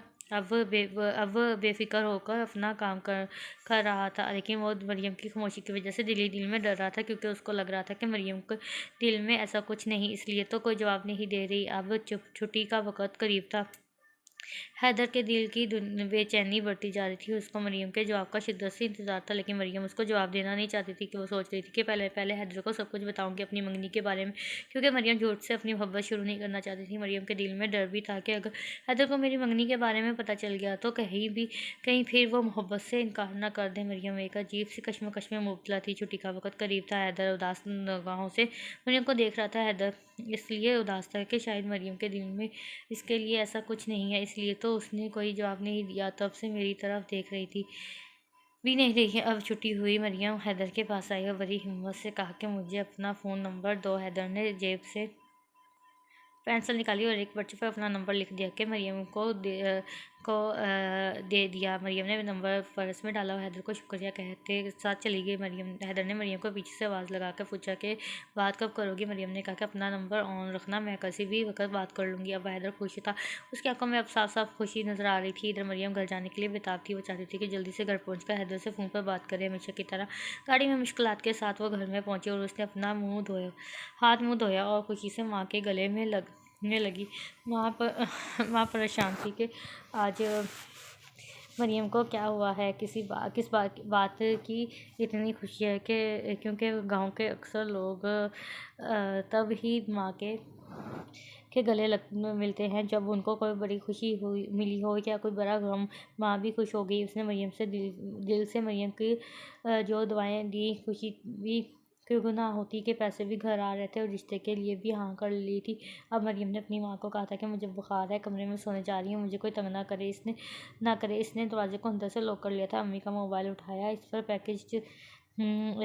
मैसेज पैकेज किया और हैदर को पहला मैसेज किया और कहा कि हैदर, मैं मरियम हूँ, इधर से कॉल आ गई। मरियम ने कॉल उठाई और ये दोनों ने के दरमियान पहली कॉल थी। मरियम के घर में पंखा चल रहा था तो इसलिए मरियम की आवाज़ बाहर नहीं जा रही थी। हैदर ने पूछा कैसे घर पहुंची। मरियम ने उसको बताया कि मैं बहुत मुश्किल से पहुंची, पर पहुंच ही आई। उसने फिर पूछा ये नंबर किसका है। मरियम ने जवाब दिया मेरी अम्मी का है। हैदर ने कहा कि आपने मेरा फैक्ट्री वाला जवाब क्यों नहीं दिया। मरियम ने कहा कि देखो हैदर, मैं आपको सब कुछ बताती हूँ, प्लीज़ मुझे गलत ना समझना। हैदर ने कहा नहीं समझूंगा। बताओ हैदर, आपको याद है कि उस दिन मैं और भाई तनवी जल्दी घर लेकर आ गए थे। हैदर ने कहा हाँ याद है। फिर उस दिन जो हुआ, मरियम ने सब कुछ हैदर को बता दिया। फिर मज़ीद बताया कि मैं भी आपसे मोहब्बत करती हूँ और मैंने जब आपको पहली दफ़ा देखा था तब ही दिल हार गई थी। हैदर, आप मेरी पहली मोहब्बत हो। ना मैंने आपसे पहले किसी को देखा है और ना ही कभी आपके बाद किसी को देखूंगी। ये भी साफ बात है कि मैं अपने कज़न से शादी नहीं करूँगी। हैदर, मैं आपसे शादी करूँगी चाहे कुछ भी हो जाए। हैदर मरियम के जवाब सुनकर बहुत खुश हुआ और कहा कि जब हम एक दूसरे से मोहब्बत करते हैं तो क्या फ़र्क पड़ता है मंगनी से या शादी से। अब आप मेरी हो मरियम, मैं आपको किसी और का होने नहीं दूँगा। और आपको बात करते करते काफ़ी देर हो गई। हाँ, मरियम की माँ ने दरवाज़ा को खटखटाया। मरियम बुखार की एक्टिंग करती हुई कमरे से बाहर आई। माँ ने कहा बेटा, मैंने आपके कज़न को बुलाया, वो बाइक लेकर आ रहा है, उसके साथ डॉक्टर के पास जाओ। अभी इसे इलाज करवाओ तो बेहतर है। मरियम ने कहा नहीं अम्मी, अब मैं ठीक हूँ, थकी हुई थी इतना तो इसलिए बुखार था, अब आप आराम किया है तो ठीक हो गई हूँ। इतने में उसका मंगेतर भी बाइक लेकर आ गया। उसका मंगेतर बहुत खुश था। उसके साथ मरियम डॉक्टर के पास जाएगी। मरियम बहुत तेज़ थी, वो जानबूझकर अपने मंगेतर को खुश करना चाहती थी। मरियम ने कहा ठीक है चलो हम जाते हैं डॉक्टर के पास। मरियम ने जानबूझकर पैसे भी नहीं उठाए। मरियम उसके पीछे बैठकर घर से बाहर चली गई। उसका मंगेतर बहुत शर्मिला था। उसने मरियम से कोई बात नहीं की। आखिर मरियम ने कहा कि मेरा बुखार तो अब ठीक है, आप ऐसा करेंगे बाजार चलते हैं, इधर से कोई चीज़ खा कर आते हैं। उसका कज़न और खुश हुआ। वो सीधा बर्गर शवरमे वाली दुकान पर ले गया। मरियम ने कहा कि मुझे चिकन बर्गर खाना है और साथ में कोई ड्रिंक भी। उसके कज़न ने अपने लिए और मरियम के लिए ऑर्डर दिया। चीज़ें खाने के बाद मरियम ने कहा कि उफ, मैं तो पैसे घर भूल कर आ गई। मुझे तो अभी बाज़ार से भी कुछ चीज़ें लेनी थी। उसके मंगेतर ने कहा अच्छा कोई बात नहीं, मेरे पास पैसे हैं, जो चीज़ लेनी चाहिए ले लो। मरियम फिर एक स्टोर पर गई। उसने वहाँ से अपने लिए फेस वॉश और लिपस्टिक ली और उसके पैसे भी उसके मंगेतर ने दिए। वो बहुत खुश था कि बस मरियम उसके साथ है और उसको शॉपिंग करवा रहा है। मरियम और उसका मंगेतर घर आ रहे थे तो मरियम ने अपने मंगेतर को कहा कि आप बहुत अच्छे हो, लेकिन अब मम्मी को ये बताना कि हम डॉक्टर के पास गए हैं, वहाँ पर रश था इसलिए देर होगी। डॉक्टर ने मरियम मरियम को कहा कि डॉक्टर ने मरियम को कहा कि मरियम को मामूली सा बुखार है, अब आपने अम्मी को बाजार का बताया तो वो गुस्सा करेंगी। उसके मंगेतर ने कहा कि आप परेशान ना हो, मैं सब समझ गया। वो पूरे रास्ते अपने मंगेतर के साथ प्यार भरी बातें करती ही रही। फिर मरियम का घर आ गया। आप उसकी माँ उन दोनों का इंतजार कर रही थी। उसने देर से आने की वजह पूछी तो उसके मंगेतर ने वैसे ही उसकी माँ को कहा जैसे मरियम ने उसको समझाया था। मरियम बहुत खुश थी कि उसने अपने मंगेतर को पागल भी बना लिया और उससे खा भी लिया और शॉपिंग भी की। उसका मंगेतर भी आज बहुत काफ़ी खुश था कि क्योंकि उसको लग रहा था कि मरियम को वो पसंद है, इसलिए वो मेरे साथ बाजार गई है। फिर उसका मंगेतर अपने घर चला गया। अब वो रात हो चुकी थी। मरियम अपनी माँ के साथ बाहर सो रही थी क्योंकि कमरे में गर्मी थी। रात के 10 बजे हैदर का मैसेज आया और उसने कॉल की। मरियम ने मोबाइल उठाया और सीधा कमरे में चली गई। कमरे के अंदर इतनी गर्मी थी कि वहाँ पर बैठना भी मुश्किल था, लेकिन मरियम कमरे में जाकर लेट गई और हैदर से फ़ोन पर बात करती रही। रात के 1 बजे उसकी माँ उठी और उसने देखा मरियम नहीं है। उसने आवाज़ दी लेकिन मरियम ने जवाब ना दिया। फ़ोन बंद करके सोने का ड्रामा करने लगी। उसकी माँ ने बाहर से कमरे को खटखटाया लेकिन मरियम नहीं उठी। थोड़ी देर बाद मरियम उठी और जैसे इंसान नींद में बोलते हैं वैसे बोलने लगी। जी अम्मी, क्या हुआ है? उसकी माँ ने कहा बेटा अंदर क्यों आई हो? मरियम ने कहा अम्मी, मुझे बुखार था, ना सर्दी लग ना लग ना ना सर्दी लग रही थी, इसलिए कमरे में आ गई और वैसे भी बाहर सोने से मुझे डर लगता है। उसकी माँ ने कहा पर बेटा पहले तो कभी नहीं आपको डर लगा, अब डर किस बात का है पता नहीं, पर अम्मी मुझसे बाहर नहीं सोया गया जाता। वो ऐसा जानबूझ कर कह रही थी ताकि वो रात को हैदर से फ़ोन पर बात कर सके। उसकी माँ ने कहा कि ठीक है बेटा सो जाओ, लेकिन दरवाजे को खुला रखा करो। मरियम बहुत खुश हुई। उसने कहा ठीक है अम्मी। फिर उसकी अम्मी वापस जाकर सो गई और मरियम सारी रात हैदर से फ़ोन पर बातें करती रही। सुबह हुई, मरियम अभी तक सो रही थी। उसकी माँ ने काफ़ी आवाज़ें दी कि उठो बेटा, उठ जाओ, आपको देर हो रही है, फैक्ट्री में जाना है। लेकिन मरियम जल्दी ना उठ सकी। तब उठी जब गाड़ी जा चुकी थी। अब मरियम की माँ ने कहा कि ठीक है बेटा, आज आपको देर हो गई है तो छुट्टी कर लो, वैसे भी आपकी तबीयत ख़राब है। लेकिन मरियम ने अपनी माँ को कहा कि आप मेरे मंगेतर को कहो कि वो मुझे फैक्ट्री छोड़ आए। उसकी माँ उसके मंगेतर के घर गई और उसको कहा कि मरियम को गाड़ी निकल गई है, उसको छोड़ आओ। फिर वो बाइक लेकर आया। मरियम पीछे बैठी। मरियम ने उसको कहा कि तेज़ चलाओ और मुझे गाड़ी में छोड़ जाना। 15 मिनट का सफ़र करने के बाद मरियम गाड़ी तक पहुंच गई जो किसी लड़की का इंतज़ार कर रहे थे। अब मरियम ने अपने कज़न को अल्लाह हाफ़िज़ कहा और गाड़ी में बैठ गया। उसने छुट्टी इसलिए नहीं की। फिर हैदर भी नाराज़ हो जाता। थोड़ी देर में वो फैक्ट्री पहुंच गई। जब अपनी मशीन के पास गई तो वहाँ हैदर पहले से बैठा हुआ था। मरियम ने उसको सलाम किया, उसकी खैरियत पूछी और ये भी पूछा कि इतनी सुबह यहाँ क्या कर रहे हो? हैदर ने जवाब दिया और कहा कि मैं ठीक हूँ और इतनी सुबह इसलिए बैठा हूँ क्योंकि मैं आपका इंतज़ार कर रहा था। मरियम ने कहा अगर मैं आज ना आती तो क्या आप सारा दिन ऐसे ही मेरा इंतज़ार करते रहते? हैदर ने कहा जी इंतज़ार करता रहता, लेकिन मैं आपसे नाराज़ भी हो जाता। मरियम ने कहा इसमें नाराज़ होने वाली क्या बात है, बंदा कभी छुट्टी भी कर सकता है। हैदर ने कहा अगर आप काम से छुट्टी करोगी तो मेरा क्या बनेगा? फिर मैं फैक्ट्री में काम कैसे करूँगा? मेरा तो एक पल भी आपके बगैर दिन नहीं लगता। ना रात को चैन आता है ना दिन को सुकून। मैं इतनी जल्दी कभी फैक्ट्री में भी नहीं आया था, लेकिन आपको देखने के लिए, आपसे बातें करने के लिए सबसे पहले फैक्ट्री में आकर आपका इंतज़ार करता रहता हूँ। मरियम, आपसे मुझे इतनी ज़्यादा मोहब्बत हो गई है कि अब मेरा एक पल भी आपके बगैर नहीं गुजरता। दिल करता है आप हमेशा मेरे साथ पास रहो। जब आप घर जाती हो तो तब मेरा इधर दिल नहीं लगता। फिर मरियम ने कहा मुझे पता है मेरे शहज़ादे कि आपको मुझसे बहुत ज़्यादा प्यार मोहब्बत हो गई है, लेकिन मेरे शहज़ादे मेरा खुद तेरे बगैर दिल नहीं लगता। मैं भी फैक्ट्री में सिर्फ और सिर्फ तुम्हारे लिए आती हूँ, वरना मुझे भाई तो कब से कह रहे हैं कि फैक्ट्री छोड़ दो। हैदर ने कहा प्लीज़ मरियम फैक्ट्री मत छोड़ना, अगर आप फैक्ट्री छोड़ गई तो फिर इधर मेरा क्या बनेगा? मैं तो मर जाऊंगा। हैदर आज बहुत प्यार भरी बातें कर रहा था और मरियम उसको सुनते जा रही थी। मरियम को वो बहुत अच्छा लग रहा था। मेरी माँ को बार बार शहज़ादा कहकर पुकार रही थी क्योंकि मरियम को शहज़ादा लफ्ज़ बहुत अच्छा लगता था, इसलिए वो हैदर को शहज़ादा बोला करती थी। ऐसे ही बातें करते करते काफ़ी देर हो चुकी थी। फैक्ट्री में सारे लोग आ चुके थे। अब काम शुरू हो चुका था। हैदर ने भी अपनी मशीन चलाई और मरियम भी अपना काम करने लगी। हैदर और मरियम को पता ही नहीं चला कि किसी को उनके बारे में कुछ पता है, लेकिन इधर फैक्ट्री में हर बंदे को इनके बारे में पता चल चुका था। वो लोग दूर से देखकर उनकी तरफ इशारे करके आपस में बातें करते रहते थे। अब मरियम और हैदर फैक्ट्री में काफ़ी मशहूर हो गए थे। तनवीर के दोस्त जो फैक्ट्री में काम करते थे उनको भी पता चल गया था, लेकिन उनके पास कोई सबूत नहीं था, तो इसलिए उन्होंने तनवीर को नहीं बताया था। लेकिन तनवीर के इन दोस्तों में से एक दोस्त ने मरियम को समझाया कि हैदर अच्छा लड़का नहीं है, इससे बचकर रहा करो और ज़्यादा बातें भी ना मत किया करे। उसके बाद भी फिर तनवीर का वो दोस्त फैक्ट्री के फोरमैन के पास गया और उसको कहा कि मरीम की जगह तब्दील कर दो। फोरमैन भी इस लड़के की बात को समझ गया। वो मरीम के पास गया उसने मरीम को कहा कि आज के बाद आप इस मशीन पर काम नहीं करेंगे, आपको दूसरी मशीन पर काम करना होगा। मरीम ने फोरमैन की वजह पूछी तो फोरमैन ने इसको बताया कि इधर कोई भी एक जगह पर काम नहीं करता, सबको मुख्तलिफ जगहों पर काम करना पड़ता है। इस मशीन पर आपको काफ़ी दिन हो गए हैं काम करते हुए, तो इसलिए अब आपको किसी दूसरी मशीन पर जाना चाहिए। मरियम ने फोरमैन को कहा कि अगर मैं काम करूँगी तो इसी मशीन पर करूँगी, वरना मैं छुट्टी कर लूँगी। फोरमैन ने कहा कि ठीक है, अगर आपने काम नहीं करना तो आप छुट्टी कर सकती हैं, लेकिन आज के बाद आप इस मशीन पर काम नहीं करेंगी। उसने दूर खड़ी एक मशीन की तरफ इशारा किया कि आज के बाद आप उस मशीन पर काम करेंगे, अगर ना करना काम तो आज ही छुट्टी कर सकती है। मरियम को फोरमैन पर बहुत गुस्सा आया, लेकिन हैदर ने मरियम को समझाया कि इधर ऐसे ही होता है, आप गुस्सा ना कर हो। लेकिन मरियम को काफ़ी गुस्सा आया हुआ था, वो परेशान भी थी और उदास भी इतनी हो गई थी कि उसका चेहरा रोने वाला हो गया था। हैदर ने उसको काफ़ी समझाया कि कुछ नहीं होता, कुछ दिनों बाद फिर आपको इधर आ जाना। मरियम हैदर की बातें सुनकर खामोश हो गई, लेकिन मरियम ने हैदर को कहा कि मुझसे ये बर्दाश्त नहीं होगा कि आपके पास कोई और लड़की आकर काम करे मेरी जगह। हैदर ने कहा, आप परेशान ना हो, मैं उसको इतना तंग करूँगा कि इस पर इतना काम का बोझ डालूंगा कि वो इधर काम नहीं कर सकेगी। अब मरियम को वो दुख खाए जा रहा था कि ऐसे कैसे हो सकता है कि आज के बाद वो हैदर के साथ काम नहीं करेगी, लेकिन हैदर ने उसको काफ़ी समझाया कि परेशान ना हो, फैक्ट्री में ऐसा ही होता है, अगर वो आपको तब्दील ना करते तो वो मुझे कर देते, इसमें तो परेशान नहीं होने वाली कोई बात नहीं। मरियम, क्या हुआ, हम एक साथ काम नहीं करेंगे, लेकिन रहेंगे तो एक साथ ही एक फैक्ट्री में। आपका जिस वक्त दिल करे मुझसे बात कर लेना, यार मैं आपसे बात कर लिया करूँगा, मैं आपको अकेला नहीं छोड़ूंगा, और जिस मशीन पर आप काम करने गई हैं मैं इस मशीन ऑपरेटर को भी समझा दूंगा कि वो आपसे ज़्यादा काम ना ले। मरियम ने गुस्से से हैदर को कहा कि मुझे काम की ज़रा भी फिक्र नहीं, बस मुझे फ़िक्र इस बात की कि मुझे आपसे अलहदा कर दी गया है और अब मैं किसी और लड़के के साथ काम करूँगी, और जो मैं बर्दाश्त नहीं कर सकती।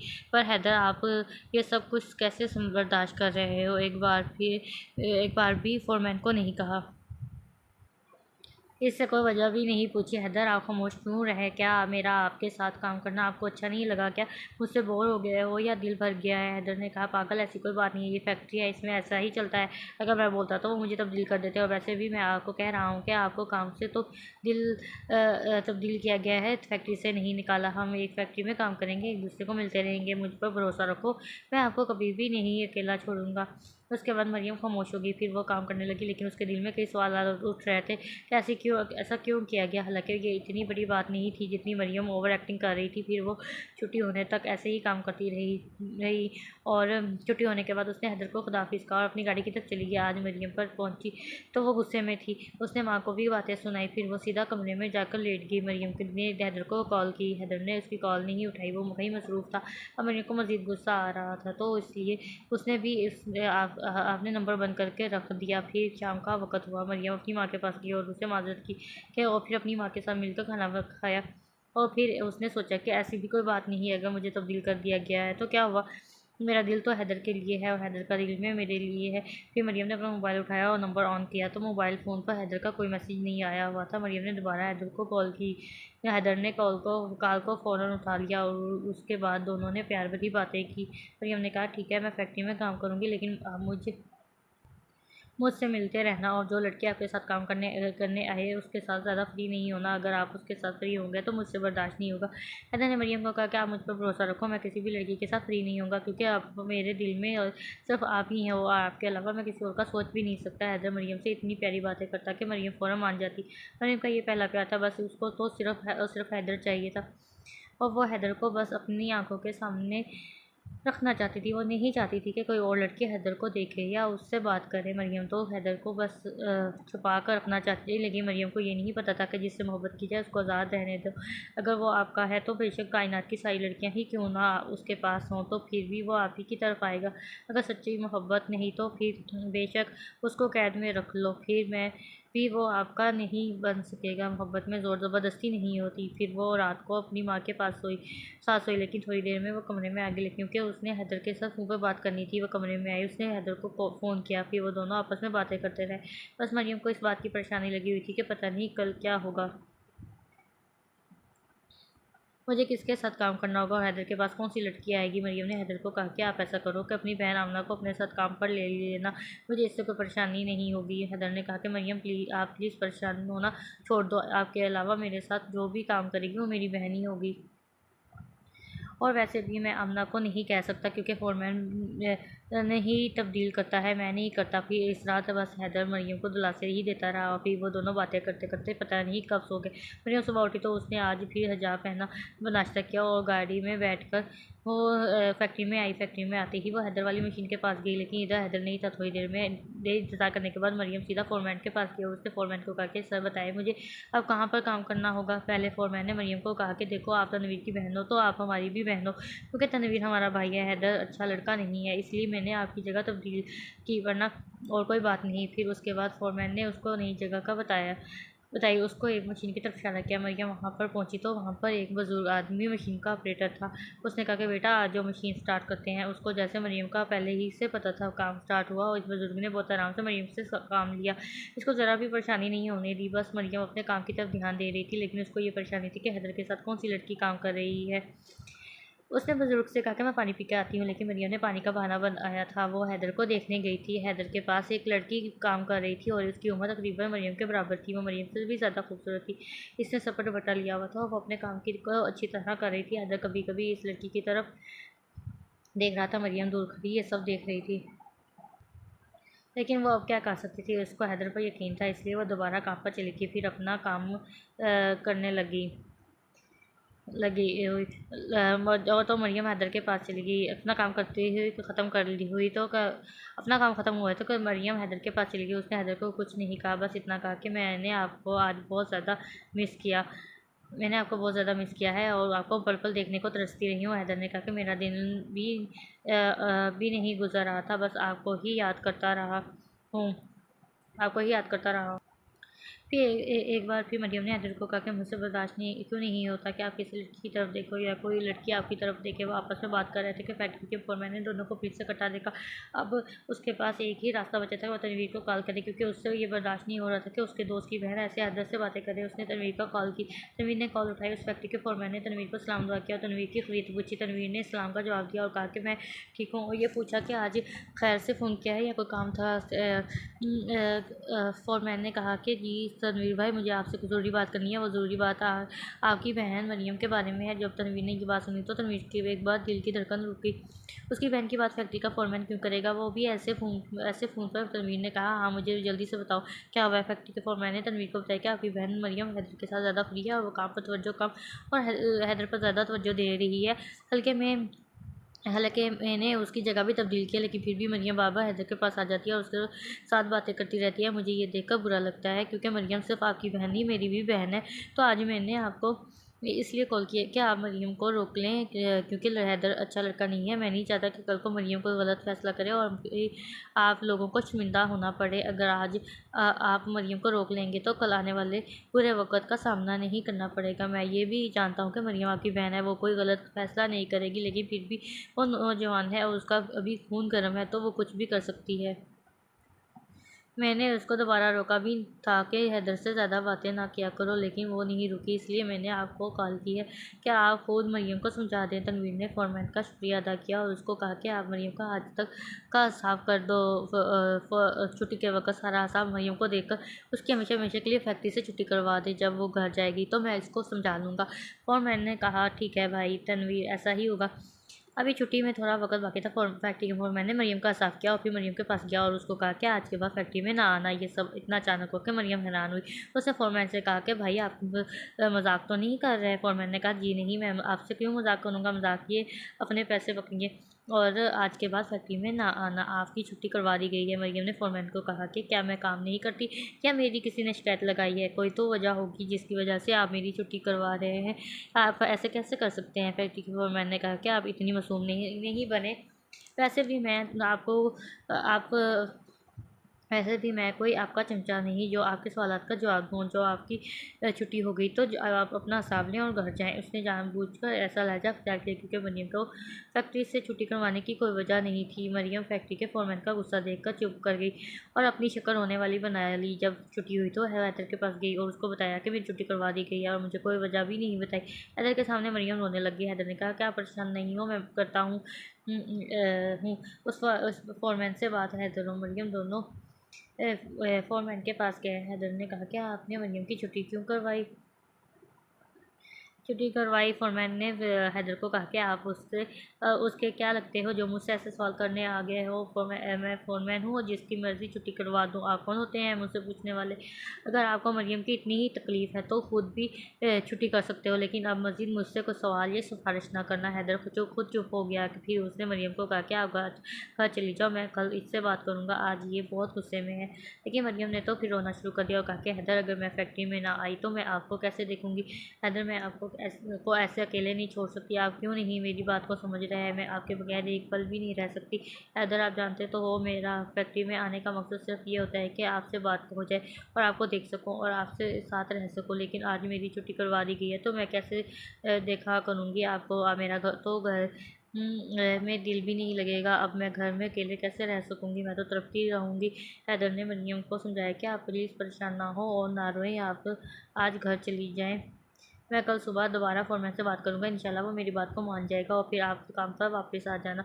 मैं आपसे वादा करता हूँ, अगर फैक्ट्री के फोरमैन ने मेरी बात ना मानी तो मैं भी ये फैक्ट्री छोड़ दूँगा। मरियम हैदर की बातों में आ गई और फिर हैदर को अल्लाह हाफिज़ कहकर गाड़ी के पास आई और वो लोग कब से मरियम का इंतज़ार कर रहे थे। इन लोगों ने मरियम को बातें सुनाई कि आपका इंतज़ार करना पड़ा। इसमें से एक लड़की ने कहा ताकि जी जनाब को छुट्टी के बाद अपने यार को अल्लाह हाफिज़ भी तो कहना होता है। मरियम को इस पर बहुत गुस्सा आया, लेकिन वो खामोश रही क्योंकि आज वो काफ़ी दुखी थी। मरियम घर पहुंची तो अपनी माँ को दुआ सलाम किया और फैक्ट्री से जो पैसे मिले थे वो अपनी माँ को दे दिए। माँ ने कहा, बेटा अभी तो उसका एक महीना भी ख़त्म नहीं हुआ, तो फिर ये पैसे क्यों लेकर आ गई, क्या आपने एडवांस लिया है। मरियम ने कहा, नहीं अम्मी, मेरी फैक्ट्री से छुट्टी हो गई है, आज के बाद मैं काम पर नहीं जाऊँगी। माँ ने पूछा, आखिर क्यों बेटा, क्यों छुट्टी हो गई है। मरियम ने माँ को झूठ बोला और कहा कि माँ, फैक्ट्री में अब ज़्यादा काम नहीं होता तो इसलिए उन्होंने मेरी छुट्टी करवा दी। माँ ने कहा, क्यों बेटा, सिर्फ आप अकेले की छुट्टी हुई है या किसी और की भी छुट्टी करवा दी गई है। मरियम ने कहा, हाँ अम्मी, उन्होंने बहुत सारी लड़कियाँ निकाल दी हैं जो काम पर नहीं आई थी। मरियम ने एक और झूठ माँ को बोला और कहा कि मुझे फैक्ट्री के फोरमैन ने कहा कि अगर 1-2 दिन तक काम आ गया तो मैं वापस बुला लूँगा। ऐसा मरियम ने इसलिए कहा कि उसको हैदर पर उम्मीद थी कि उसको यकीन था कि हैदर किसी न किसी फोरमैन को समझाकर मुझे वापस काम पर बुला लेगा। फिर मरियम की माँ ने कहा कि अच्छा बेटा, आप परेशान ना हो, अगर काम आया तो फिर वो आपको बुला लेंगे, तब तक आप इधर मेरे पास रहो। अभी तक माँ को मरियम हैदर के बारे में नहीं पता था क्योंकि उसको किसी ने भी नहीं बताया था। मरियम अपने कमरे में चली गई। हैदर ने फ़ोन पर बातें करना शुरू कर दी। शाम हुई, मरियम अपनी माँ के साथ काम कर रही थी तो अचानक से तनवीर आ गया। उसने आते ही माँ को सलाम किया। मरियम को गुस्से को मैं बोला कि खाना खाने के बाद कमरे में आकर मेरी बात सुनो। माँ ने बेटा आज अचानक आ गया है, मरियम से इतने गुस्से में क्यों बात कर रहे हो। तनवीर ने कहा कि आपकी लाडली बेटी मेरी इज्जत को नीलाम करके रख दिया है। माँ ने पूछा, मुझे बताओ तो सही हुआ क्या है। मरियम ने फोरमैन की सारी बात अपनी माँ को बताई। फिर माँ ने मरियम से पूछा, बताओ मुझे ये सब कुछ झूठ है या सच है। मरियम ने कहा कि अम्मी, मुझे कसम है, वो लड़का सिर्फ और सिर्फ मेरा दोस्त है, उसके साथ मेरा कोई और रिश्ता नहीं है। फैक्ट्री का फोरमैन झूठ बोलता है। तमीर ने एक जोरदार थप्पड़ मरियम को मारा और कहा कि शरीफ घर की लड़कियाँ किसी गैर महरम को दोस्त नहीं बनाती। एक और थप्पड़ मारने लगा तो माँ ने रोक दिया और कहा कि ऐसे जवान बहन को थप्पड़ मारोगे तो सारे पड़ोस वाले क्या समझे गए। मैं समझा लूँगी, आप आराम कर लो। मरियम ऊंचा ऊंचा रो रही थी। तनवीर को और गुस्सा आ रहा था। तनवीर ने माँ को कहा कि इसको चुप करवाओ दो, वरना मैं इसको इधर गोली मार दूँगा। ये वही लाडली बहन थी जिसकी खातर उसने बहन भाई दिन रात मेहनत कर रहे थे और उसके ख्वाहिश को पूरा करते थे। मरियम रोते रोते कमरे में चली गई। फिर तनवीर ने अपनी माँ से कहा कि इसकी जल्दी शादी कर दो, वरना ये और ज़्यादा ख़राब हो जाएगी। मैंने तो पहले ही मना किया था फैक्ट्री जाने से, अब इसका इतना नतीजा देख लो। उसकी माँ ने कहा कि बेटा, ये भी तो हो सकता है कि किसी ने झूठ बोला हो। नहीं माँ, जिसने मुझे बताया वो मेरा भाई बना हुआ है, मुझसे कभी झूठ नहीं बोलेगा। आखिर वो मुझे क्यों झूठ बोलेगा। मैं तो उसका शुक्र अदा करता हूँ कि उसने मेरी बहन के करतूत मुझे बताए।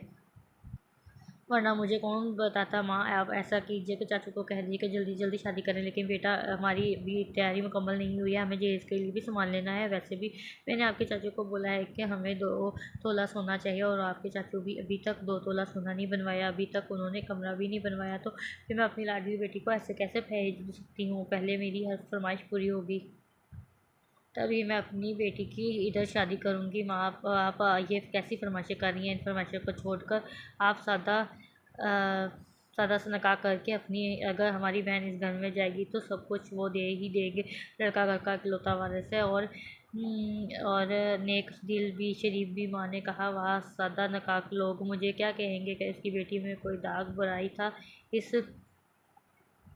इसलिए चुपके से निकाह कर लिया। मैं तो सारी रस्में पूरी करूँगी, और जो जो आपके चाचू को मैंने कहा हुआ है वो हर एक चीज़ लूँगी, वरना तब तक मैं अपनी बेटी की शादी नहीं करूँगी। अब रात हो चुकी है, खाने का वक्त हो गया। मरियम भी अपने कमरे से बाहर आ गई थी, और तनवीर भी बैठा हुआ था। अब तनवीर का गुस्सा ठंडा हो गया था। उसने प्यार से मरियम से कहा कि मेरी बहन, हमारी इज़्ज़त सबसे ज़्यादा प्यारी है, हमारी इज़्ज़त आपको, अगर आज हमारी बरादरी में फ़ख्र से के साथ चलते हैं, या कोई लोग हमारी इज़्ज़त करते हैं, तो हमारी शराफत की वजह से आज तक हमने ना कोई बुरा काम किया है, ना आइंदा करेंगे। मेरी बहन इज़्ज़त एक सफ़ेद चादर की तरह होती है, इसको हमेशा दाग से बचा कर रखना चाहिए। अगर खुदा न खास्ता इस चादर पर कहीं दाग लग गया तो वो चादर बदसूरत हो जाएगी, फिर वो दाग सारी ज़िंदगी ख़त्म नहीं होगा। और मेरी बहन को दुनिया की जो चीज़ भी चाहिए मैं ला कर दूँगा। ये ना सोचना कि आपकी मंगनी करके आपके साथ कोई जुर्म किया गया है। मेरी बहन, मैंने आपके लिए हीरा तलाश किया है, वो हमारे चाचा का बेटा है, आज तक हमारे साथ रहा है, मेरी आँखों के सामने बड़ा हुआ है, बहुत अच्छा है, वो बहुत खुश रखेगा मेरी बहन को। मरियम ने कहा, ठीक है भाई, मैं आपसे शर्मिंदा हूँ। और इधर हैदर मरियम की कॉल का बेसब्री से इंतज़ार कर रहा था। इससे रहा नहीं जा रहा था, पर इधर आज घर में तनवीर का था। मरियम राबता भी नहीं कर सकती थी, वह तनवीर के सोने का इंतज़ार कर रही थी कि तनवीर देर तक रात को जागता रहा। तो ऐसे ही मरियम इंतज़ार करते करते सो गई। इसने हैदर से बात नहीं की। सुबह हुई तो तनवीर ने नाश्ता किया तो वो अपने काम पर चला गया। जैसे ही वो अपने काम पर गया, मरियम ने फ़ोन उठाया, हैदर को कॉल की। दोनों ने एक दूसरे की खैरियत पूछी। फिर हैदर ने पूछा, रात को बात क्यों नहीं की? तो मरियम ने बताया कि तनवीर आया हुआ था। फिर हैदर ने कहा कि फैक्ट्री में नहीं आऊँगी। मरियम ने कहा कि हाँ, फैक्ट्री में नहीं आ रही, मैं आपको पता ही है, कल मुझे बुरी तरह से फैक्ट्री से निकाला गया, तो आज मैं फैक्ट्री में कैसे आ सकती हूँ? आज ने मुझसे बात करनी है तो ऐसे फ़ोन पर कर लिया करो। पर हैदर, मुझसे तेरे बगैर नहीं रहा जा रहा, प्लीज़ मुझे कुछ ऐसा करो कि आप मेरे पास आ जाओ, या फिर मुझे अपने साथ ले जाओ। मैं अपने घर में मर जाऊँगी, मैं अपने चाचू के बेटे के साथ कभी भी शादी नहीं करूँगी। ऐसे मेरी माँ ने मेरे भाई को रोका है, इसलिए मेरी अभी शादी नहीं हो रही, लेकिन मुझे लगता है कि वो जल्द ही मेरी शादी करवा देंगी। हैदर, मेरी शादी होने से पहले पहले मुझे यहाँ से ले जाओ। हैदर, मैं आपके बगैर नहीं रह सकती, मैं आपके बगैर किसी का और का सोच नहीं सकती। और फिर मरियम ने हैदर को बताया कि भाई तनवीर को हमारे दरमियान जो भी है वो सब उसको पता चल गया है। फोरमैन ने तनवीर को सब कुछ बता दिया। हैदर, रात को मेरे भाई ने मुझे मारा भी है, मुझसे बर्दाश्त नहीं हो रहा, मुझसे अब इस घर में एक पल के लिए भी नहीं रहा जा रहा। ये घर अब मेरे लिए कैद खाना बन गया है, मुझे इस कैद से आज़ाद करो दो। हैदर, अगर मैं अपने घर में बोलूँ भी तो फिर भी वो हमारी शादी कभी भी नहीं होने देंगे, वो तो मुझे मार ही देंगे। तो इससे बेहतर है कि मैं आपके साथ चली जाऊँ, फिर हम दोनों अलग अलग ज़िंदगी गुजारेंगे। प्लीज़ हैदर, मुझे अब अकेला मत छोड़ना, बहुत भरोसा है मुझे आप पर। और सब कुछ इतना जल्दी हो रहा था कि हैदर भी हैरान था। हैदर ने मरियम को समझाया कि ऐसा नहीं होता, प्लीज़ आप एक दफ़ा घर में बात कर ले है। मरियम ने हैदर को बोला कि आप डर रहे हो, ये जानबूझकर मुझे अपने साथ नहीं ले जाना चाहते। अगर हैदर, मुझे ऐसे ही अकेले रास्ते में छोड़ना है तो मुझे अभी बता दो। हैदर, ये तो सच है कि मैं अपने चाचा के बेटे के साथ कभी भी शादी नहीं करूँगी, इसको मेरी जिद समझे या मेरी अना। अगर आप ही ना ले गए तो फिर मैं सीधा कब्रिस्तान में जाऊँगी, किसी के घर दुल्हन बनकर नहीं जाऊँगी। अब हैदर काफ़ी ज़्यादा परेशान था, वो करता भी तो क्या करता। अगर वो मरियम को कहता कि मैं ऐसा नहीं कर सकता, तो मरियम इसको बेवफा कह देती, और वो ज़्यादा इस इलाके को जाता भी नहीं था, क्योंकि वो सिर्फ और सिर्फ सिंध का रहायशी था। वो पंजाब में काम करने आया था, इसका कोई इधर इतना ख़ास दोस्त भी नहीं था जिससे वो मदद मांगता। फिर हैदर ने मरियम को कॉल किया और मरियम से कहा कि इस काम में बहुत मुश्किल है, हम भागकर कहाँ जाएंगे। और मरियम, मेरे पास इतने पैसे भी नहीं कि मरियम ने उसको कहा कि जो कुछ भी हो जाए, हम चाहे जहन्नम में चले जाएं, लेकिन मैं इधर अपने घर में नहीं रह सकती। और मरियम मेरे पास इतने पैसे भी नहीं है कि मरियम ने उसको कहा कि जो कुछ भी हो जाए हम चाहे जन्नत में चले जाएं, लेकिन मैं इधर अपने घर में नहीं रह सकती। अपने चाचा के बेटे के साथ कभी भी शादी नहीं कर सकती। अगर आप इस काम के लिए तैयार नहीं हो तो फिर मैं जहर खा कर मर जाऊँगी। हर्ज मैं आपको बार बार कह रही हूँ कि तेरे बगैर मैं नहीं रह सकती। फिर आप इस बात को क्यों नहीं समझ सकते? ये बात तो वाजिया है कि जितनी शिद्दत से मोहब्बत मरियम ने की थी, इतनी शिद्दत से हैदर को मरियम के साथ मोहब्बत नहीं थी। वो बस मरियम को बार बार समझाता रहा कि नहीं, हम ऐसा नहीं कर सकते, लेकिन मरियम अपनी ज़िद पर कायम रही। अब काफ़ी रात हो चुकी थी। मरियम सो गई और हैदर ने भी अपना मोबाइल फ़ोन बंद कर दिया और सो गया। इधर तनवीर ने खुद अपने चाचा के साथ मरियम की शादी की बात की। तनवीर ने अपने चाचा को कहा कि हम इतना ज़्यादा जहेज़ तैयार नहीं कर सकते और वैसे भी हम अपनी नौजवान बहन को ज़्यादा देर घर नहीं बिठा कर रख सकते। इसका चाचा समझदार था, इसलिए कहा कि बेटा अगर आप परेशान ना हो, मेरी भी बेटी है, मैं आपकी अम्मी की हर ख्वाहिश को पूरा करूँगा, सारी रस्में भी निभाऊँगा, ताकि आपकी अम्मी ये ना समझे कि उसका शौहर नहीं, तो इसलिए उसके साथ ऐसा किया जा रहा है। बेटा मुझे बस 10 दिन दे दो, फिर मैं अपने बेटे की बारात लेकर आ जाऊँगा। तनवीर बहुत ज़्यादा खुश था। उसने अपनी माँ को सब बता दिया। उसकी माँ भी खुश हुई। फिर शाम के वक्त जब मरियम अपनी माँ के पास बैठी तो उसकी माँ ने सब कुछ मरियम को बताया। मरियम ने अपनी माँ को कहा कि माँ मुझे शादी नहीं करनी, अगर मैं शादी करूँगी तो अपने हैदर से, वरना मैं किसी से शादी नहीं करूँगी। उसकी माँ ने मरियम को थप्पड़ मारा और कहा कि अपनी बकवास बंद करो। इस दिन मैंने तनवीर से आपको बचा लिया था, लेकिन आज मैं तनवीर को बताती हूँ तुम्हारे करतूत क्या। मुझे ये नहीं पता कि आप सारी रात फ़ोन पर बातें करती हो कि मैं पागल हूँ या मुझे कुछ समझ नहीं आता। आप चुप करके अपने चाचा के बेटे के साथ शादी कर लो। हम आप पर कोई जुल्म नहीं कर रहे हैं, ना ही आपसे कोई बदतमीज़ी कर रहे हैं। ये आपके लिए अच्छा है और हमारे लिए भी अच्छा है। हम ना हैदर को जानते हैं, ना उसकी फैमिली को जानते हैं, और तुम भी इस बात के बारे में क्या जानती हो? बस 2 हफ्ते फैक्ट्री में उसके साथ काम कर लिया तो आज उससे शादी करने की बात कर रही हो। बेटी, मैं माँ होकर आपसे भी फिर एक बार हाथ जोड़ती हूँ कि हमारी इज़्ज़त रख लो और खुद की भी इज़्ज़त रख लो, अपने भाइयों की इज़्ज़त रख लो, जिन्होंने आपको इतने लाड और प्यार से पाला। अपनी जवानी भूल कर आपकी ख्वाहिश को संवारा। प्लीज़ इनका कुछ ख्याल कर लो। कि उसके बाद मरियम रोते रोते अपने कमरे में चली गई। उसने खाना वगैरह भी नहीं खाया। उसकी माँ भी बहुत ज़्यादा ज़िद्दी थी, इसने भी मरियम को खाने में कुछ नहीं दिया। फिर रात के 10 बजे मरियम ने फिर हैदर को कॉल किया, कहा कि हैदर जल्दी फैसला कर लो, वरना मैं जहर खाकर मर जाऊँगी या बिजली को हाथ लगा लूँगी। फिर देखते रहना और सोचते रहना है कि क्या फ़ैसला करना है। फिर मरियम ने हैदर को ये भी बताया दिया कि मेरे पास 10 दिन है, फिर मेरी शादी हो जाएगी। अगर तूने कुछ ना किया तो ज़ाहिर सी बात है मैंने शादी तो करनी नहीं है, मैं मर जाऊँगी। फिर खुश हो जाना और फिर सोचते रहना। हैदर ने कहा, पागल ऐसे क्यों बातें कर रही हो? मैं क्यों खुश हूँगा? भला मैं भी तुमसे प्यार करता हूँ। मैंने अपने एक दोस्त से बात किया, वो कुछ पैसे देते हैं तो फिर मैं कुछ करता हूँ। मरियम ने कहा कि आप पैसों के बारे में इतना परेशान ना हो, मेरे पास पैसे पड़े हैं, मैं अपनी अम्मी का कोई सोना भी पड़ा हुआ है, मैं उठाकर साथ ले आऊँगी, फिर तो कोई मुश्किल नहीं होगी। आप तो बस मुझे इधर से ले जाओ, मुझे नहीं पता आगे क्या होना है, क्या करना है, बस अभी तो मुझे इस घर से कहीं दूर ले जाओ। मैं और इस गाँव में नहीं रहना चाहती। हैदर प्लीज़।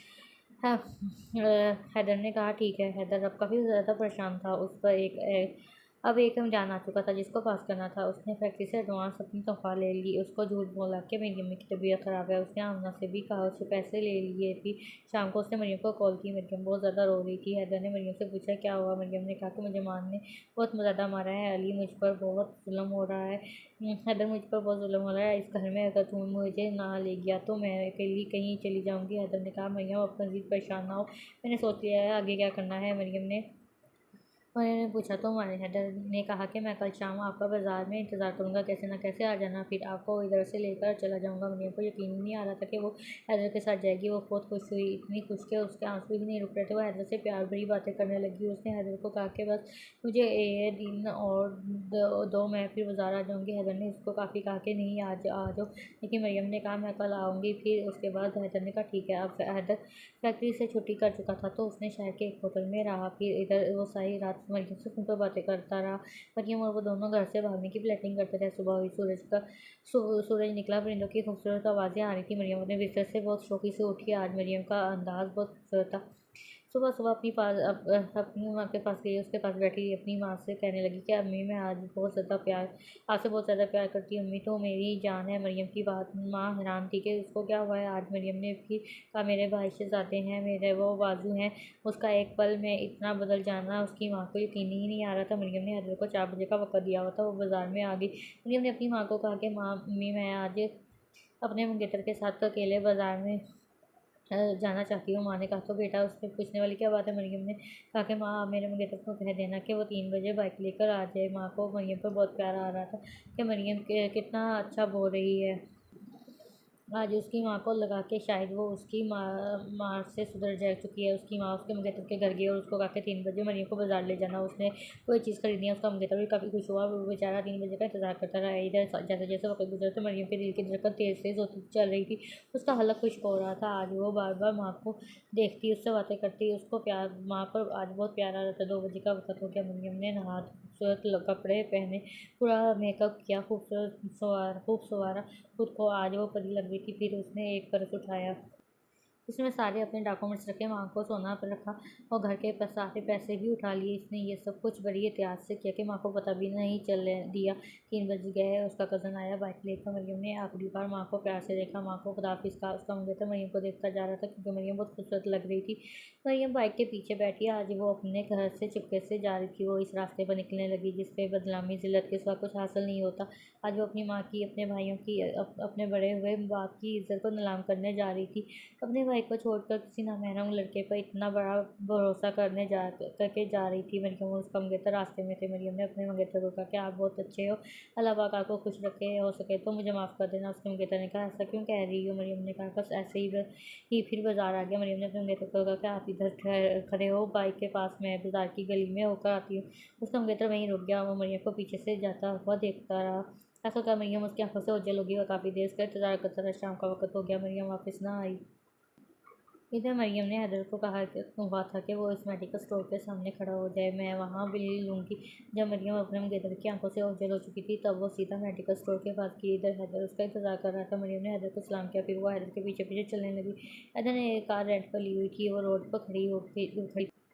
हैदर इस कार में बैठा, फिर इस कार में मरियम भी बैठ गई। कार के ड्राइवर को पता था तो मरियम और हैदर को लेकर सीधा कराची जाने लगा। इधर उसका मंगेतर अब उसको हर गली में ढूंढने लगा। बेचारा पूरा शहर ढूंढता रहा लेकिन अब उसको मरियम कहाँ मिल सकती थी। उसको तो पागल बना गया था।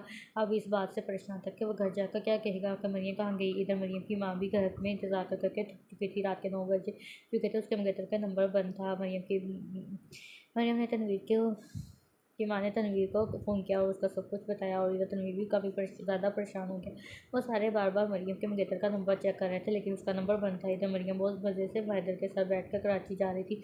उसने हैदर का एक हाथ पकड़ा हुआ था। हैदर उसकी तरफ खुश होकर देख रहा था। बेचारा मरियम का मंगेतर उसको ढूंढता रहा लेकिन वो उसको ना मिल सकी। फिर उसने अपना नंबर ऑन किया और तनवीर को फ़ोन किया और उसको कहा कि मुझे मरियम नहीं मिल रही। तनवीर ने उस पर गुस्सा किया और कहा क्यों नहीं मिल रही, कहाँ गई, आपको क्यों नहीं बता, आप कहाँ थे। मरियम ने मंगेतर ने सारा कुछ तनवीर को बताया कि वो कैसे गायब हुई। उसको लग रहा था कि वो उसको गवा कर लिया गया होगा लेकिन मरियम की माँ ने तनवीर को कहा कि मरियम बदल गई है, वो अपने मंगेतर के साथ खुश है, वो सब कुछ भूल गई है हैदर के बारे में। लेकिन माँ को क्या पता था, वो जानबूझ के इन लोगों के साथ मोहब्बत से पेश आ रही थी। फिर उसका मंगेतर भी बेचारा घर आया। सारे रास्ते वो बेचारा ढूंढता रहा और रोता भी रहा कि घर जाकर चाची को क्या बताऊंगा, ये कोई मामूली सी चीज़ तो नहीं थी जो वो ऐसे ही गायब हो गई थी।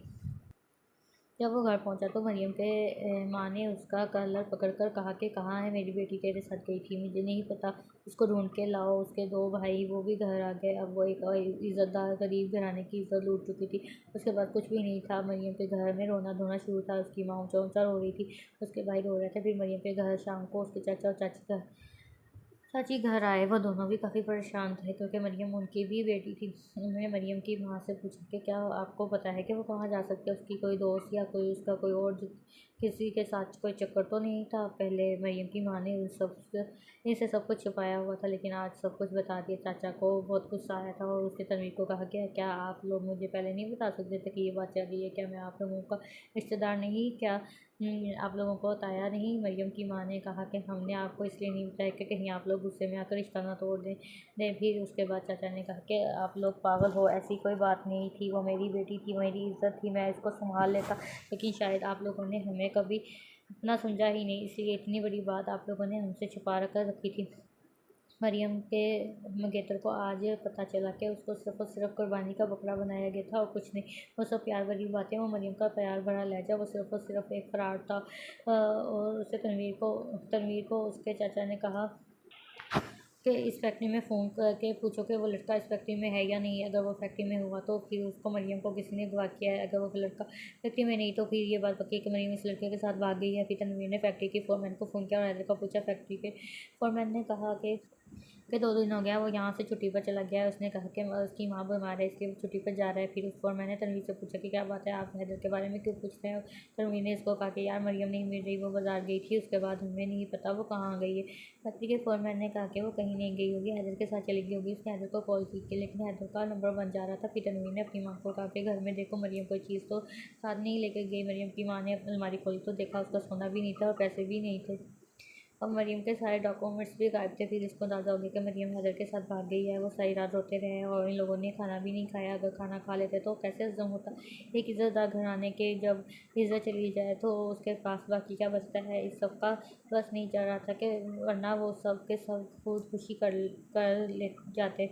दूसरी तरफ मरियम और हैदर ने जब कराची का आधा सफ़र कर लिया, वो बहुत ज़्यादा थक गए थे, तो उन्होंने एक होटल का खाना खाने का सोचा। फिर इस ड्राइवर ने एक शानदार होटल के पास कार को खड़ा किया और अब इनको एक इस चीज़ का अंदाज़ा था कि मरियम के घर सब कुछ पता चल गया होगा, लेकिन मरियम को ज़रा भी परवाह नहीं थी। वो तो बहुत ज़्यादा खुश थी, हैदर का हाथ ही नहीं छोड़ रही थी। फिर मरियम ने हैदर को कहा कि अगर मेरे घर वालों को पता चला तो चलने दो, मुझे इनकी ज़रा भी परवाह नहीं, बस मुझे फ़िक्र है।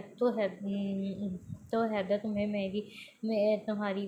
आपसे बहुत मोहब्बत करती हूँ और मैंने आपको साबित भी कर दिया। मैं पीछे नहीं मुड़ी और अब मैं सारी ज़िंदगी तुम्हारे साथ खुश रहूँगी। और हैदर, मैं आपको भी बहुत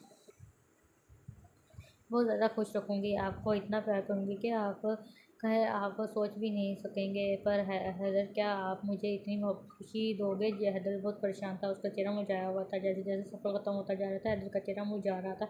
उसने मरियम को कहा कि क्या क्या यार, हमने ये सब कुछ बहुत जल्दी नहीं किया। मरियम ने हैदर को कहा कि क्या मतलब ये जल्दी हुआ है, मैंने आपका इतना इंतज़ार किया। हैदर, ये जल्दी नहीं हुआ है, मैंने एक एक पल आपके लिए मर मर के अपने घर में गुजारा है। हैदर ने कहा कि अब हम कहाँ जाएंगे, क्योंकि मैं आपको अपने घर लेकर नहीं जा सकता। मरियम ने हैदर को कहा कि ऐसा कैसे नहीं अपने घर ले जा सकते, तो फिर हम कहाँ पर जाएंगे आगे से। हैदर ने कहा कि अगर मैं आपको ऐसे अपने घर ले गया तो वो मुझसे 100 सवाल कर पूछेंगे, मैं इनको क्या जवाब दूंगा। मरियम ने हैदर को कहा कि आप इतना परेशान क्यों हो रहे हो, अगर मैं एक लड़की होकर अपने घर से बाहर आ सकती हूँ तो इतना स्टैंड ले सकती हूँ, तो क्या आप अपने घर इतनी सी बात नहीं कर सकते। हैदर ने कहा, मरियम ये इतनी सी बात नहीं है, मैं एक शरीफ फैमिली से ताल्लुक़ रखता हूँ, हमारे यहाँ ऐसे लोगों की इज़्ज़तों को उठाकर अपने घर में नहीं जाया जाता। अगर हम लेकर चले जाते हैं तो हमसे 100 सवाल किए जाते हैं। मैं भी एक लड़का हूँ, मेरे घर में 2 बहनें हैं, मेरे अब्बू इस बात की कभी भी इजाज़त नहीं देंगे। फिर मरियम ने हैदर को कहा, क्या बताओ अब हम क्या करें।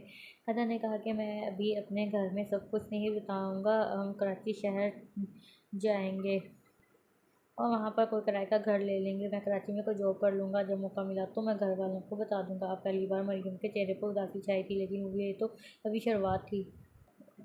उसकी माँ कभी परेशानी की हालत में बेहोश होती तो कभी उठकर रो लेती। बेचारी उसके भाई शर्मिंदगी की वजह से बाहर तक नहीं जा रहे थे, ना ही वो किसी से मदद मांग रहे थे। अब वो किसी से मदद मांगते भी तो कैसे मांगते, कहाँ कि हमारी बहन घर से भाग गई है। लोग भी कितने जालिम होते हैं, एक घर की इज्जत चली जाए तो फिर बाकी घरों में मौजूद लोगों को नहीं जीने देते। ऐसा ऐसा मोहल्ले में पता चल गया। अब लोगों ने बातें सुनाना शुरू कर दी। कोई कह रहा था कि माँ पहले ही अपनी बेटी की बगैरती के पैसे खाती थी, उसकी माँ को सारा पता था कि वो हैदर के साथ इश्क करती है, तो उसकी माँ ने क्यों नहीं रोका। कुछ लोगों को ये भी कहने लगे कि उसको भागने में उसका पूरा हाथ है। एक बेचारी मरियम की माँ मुश्किल से सांस ले रही थी, ऊपर से लोग उसको तरह तरह की आवाज़ें सुना रहे थे। वो बहुत मुश्किल से सब लोगों की बातें करती रही। आखिरकार उसने लोगों की बातों की परवाह ना करते हुए 5 वक्त की नमाज शुरू कर दी और नमाज के बाद ये दुआ करने लगी कि मेरी प्यारी बेटी वापस आ जाए। तनवीर ने फैक्ट्री से हैदर का पता किया। हैदर कहाँ रहता है उसका नंबर लिया, लेकिन फैक्ट्री वालों को भी इतना पता था कि वो सिंध में रहता है, इसका मुस्तकिल रहाइश का नहीं पता था। अब हैदर ने अपना मोबाइल फ़ोन भी बंद कर दिया था। फिर तनवीर ने अपने चाचू को साथ लिया और फिर पुलिस स्टेशन गया। वहाँ से एसएचओ के कहा कि अगर आपका सारा कुछ पता था तो इस वक्त क्यों नहीं बताया, अब आप लोगों को होश आया है। तनवीर ने कहा, सर जी, हमें अपना नहीं पता था कि हमारी बहन इस हद तक जा सकती है। एसएचओ ने कहा कि अगर आपकी बहन ऐसे कर सकती है तो आप लोग क्या कर सकते हो। तनवीर ने कहा, सर जी, हम शरीफ घराने से ताल्लुक़ रखते हैं, ऐसी कोई बात नहीं है। एसएचओ ने कहा कि अच्छा, तो शरीफ घराने की लड़कियाँ घर से कहीं भाग कर जाती हैं। अच्छा छोड़ो मुझे अब तक कि उनका कब से चक्कर चल रहा था, कब कब मिलती थी आपकी बहन उसको। वो ऐसे सवाल करने लगा तो तनवीर को गुस्सा आ गया। तो एसएचओ ने कहा कि अगर इतनी गैरत होती तो इस वक्त अपनी बहन को फैक्ट्री में ना भेजते। फिर चाचू ने एसएचओ की मिन्नत की और कहा कि मानते हैं हम बगैरत हैं, हमारी बेटी बगैरत है, सर प्लीज़, जो होना था वो हो गया, पर अब आप हमारी मदद करें। एसएचओ ने कहा कि ठीक है, इस लड़के का बता दो, उसका मोबाइल फ़ोन का नंबर दो, उसके वालिद का नाम बताओ। तनवीर ने कहा कि सर बस हमें इस लड़के का नाम का पता है और सिंध में रहता है, उसका मोबाइल फ़ोन का नंबर याद है। एसएचओ ने कहा, ठीक है, आप लोगों को जो जो पता है वहाँ पर लिखवा दो, हमें जैसे ही कोई पता चला आप लोगों को इत्तला कर देंगे। चाचू और तनवीर ने शुक्रिया अदा किया और घर आ गए। उनकी फैमिली एक चाचू ही उसका साथ दे रहा था, बाकी सारे लोग उसको बातें सुना रहे थे। उसकी माँ ने 5 वक्त की नमाज़ शुरू की तो लोगों ने कहा कि बेटी को भगाकर अब नमाज़ों पर जोर दिया गया है। दूसरी तरफ मरियम कराची में पहुंच चुकी थी। हैदर ने अपने एक दोस्त के घर में रहायश रखी क्योंकि उसको रेंट पर कोई घर नहीं मिल रहा था। वह मरियम ने हैदर को कहा कि मुझे जल्दी से जल्दी आपके साथ निकाह करना है, वरना मेरे भाई मेरे पीछे आ जाएंगे, वो मुझे वापस लेकर चले जाएंगे। हैदर ने कहा कि आप परेशान ना हो, वो अब हमारे पीछे नहीं आएंगे। फिर रात को उन्होंने वहाँ दोस्त के घर से खाना खाया। वो हैदर का काफ़ी ख़ास दोस्त था, इसलिए वो हैदर की खूब खिदमत कर रहा था। बार बार मरियम के चेहरे की तरफ भी देख रहा था। मरियम उसके बार बार देखने से थोड़ा परेशान हो गई थी। इधर से ऊपर से हैदर और उसका वो दोस्त आपस में सिंधी में बातें कर रहे थे, जो मरियम को बिल्कुल भी को भी पता नहीं चल रहा था। वो ही एक लड़की आई, शायद वो उसके दोस्त की बहन थी। वो मरियम को अपने कमरे में ले गई। वो कहा कि आप इधर आराम कर लो, नहा लो, कपड़े भी बदल लो। मरियम ने कहा कि आप हैदर को कहना कि वो अंदर आकर मेरी बात सुने। थोड़ी देर में इंतज़ार करने के बाद जब हैदर अंदर आया, मरियम ने हैदर को कहा कि मुझे इधर बहुत डर लग रहा है, मुझे इधर नहीं रहना। हैदर ने कहा कि अगर आप इतना ही डरती होती तो घर से कभी भी ना भागती। पर हैदर, मैं तेरे लिए आई हूँ। हैदर ने कहा कि आई हो तो ठीक है, अब भरोसा भी रखो, जैसे मैं कहता हूँ अब वैसा ही करो। हमारे पास इस वक्त और कोई जगह नहीं है जहाँ पर आपको मैं ले जाऊँ, अब इधर ही रात गुजारनी होगी, सुबह नकाह भी कर लेंगे और फिर कोई और जगह भी तलाश कर लेंगे। ये कहकर हैदर वापस अपने दोस्त के पास चला गया। मरियम नकाह के नाम पर बहुत ज़्यादा खुश थी। फिर उसने अपने कपड़े बदले और बेड पर लेट गई। उसको ज़रा सी अपनी माँ भाइयों की याद नहीं आ रही थी। उसको इतना भी एहसास नहीं था कि वो इधर नामहरम के साथ आराम से सो रही है और इधर उसकी माँ उसके भाई अपने ही घर में नहीं सो रहे थे। उसके भाइयों का अपनी बहन को लाडली बना कर रखा, उसको कोई दुख नहीं आने दिया। अच्छे से अच्छे स्कूल में, फिर कॉलेज में दाखिला करवाया। इस तरह की फरमाइशें पूरी की। सारी ज़िंदगी अपनी खुशियों की कुर्बानी देते रहे। क्या हो जाता कि मरियम भी उनकी खुशी की खातर कुर्बानी दे देती, पर कम सिर्फ लोग ऐसे ही करते हैं, नेकी का बदला हमेशा बदी में ही देते हैं। सारी रात वो और हैदर एक ही कमरे में सोए। वो इसके साथ मजाक और तंग करती रही। वो बहुत ज़्यादा थी, बार बार हैदर को कह रही थी कि कल मैं आपकी दुल्हन बन जाऊंगी, मगर कोई भी मुझे आपसे अलग नहीं करेगा। पर हैदर का मुंह उतरा हुआ था, वो अंदर से बहुत ज़्यादा उदास था, लेकिन उसने मरियम को एहसास तक ना होने दिया। मरियम उसके साथ बातें करती रही, सो गई क्योंकि वो काफ़ी ज़्यादा थकी हुई थी। उसके बाद हैदर भी सो गया। सुबह हुई, दोनों ने नाश्ता किया। वो लड़का बाबा शक की निगाह से मरियम को देखता रहा। बाबा जानबूझकर हैदर को कहता रहा, माशाल्लाह मेरी वह भी बहुत खूबसूरत है, उसका चेहरा कितना खूब प्यारा है। हालांकि मरियम ने हैदर को कहा था कि यार इसको मना करो, ऐसी बात ना करे। कि हैदर ने जब उसको घर में है तो इतना तो बर्दाश्त करना पड़ेगा। नाश्ता करने के बाद मरियम ने वापस हैदर को कमरे में बुलाया और अपने पास सारे पैसे जो रखे हुए थे वो हैदर को दे दिया। बस अपने पास अपनी माँ का सोना रख लिया। हैदर जो मरियम से पैसे लेते हुए ज़रा से भी शर्म नहीं नहीं आ रही थी उसने मरियम से सारे पैसे ले लिया। फिर एक टैक्सी करवा कर एक वकील के पास गया। मरियम के सारे डॉक्यूमेंट्स उसके पास थे। फिर कुछ देर बाद उनका निकाह हो गया। निकाह होने के बाद वो वापस दोस्त के घर गए, दोपहर का खाना खाया। फिर हैदर उसका दोस्त किराए के मकान की तलाश करने चले गए।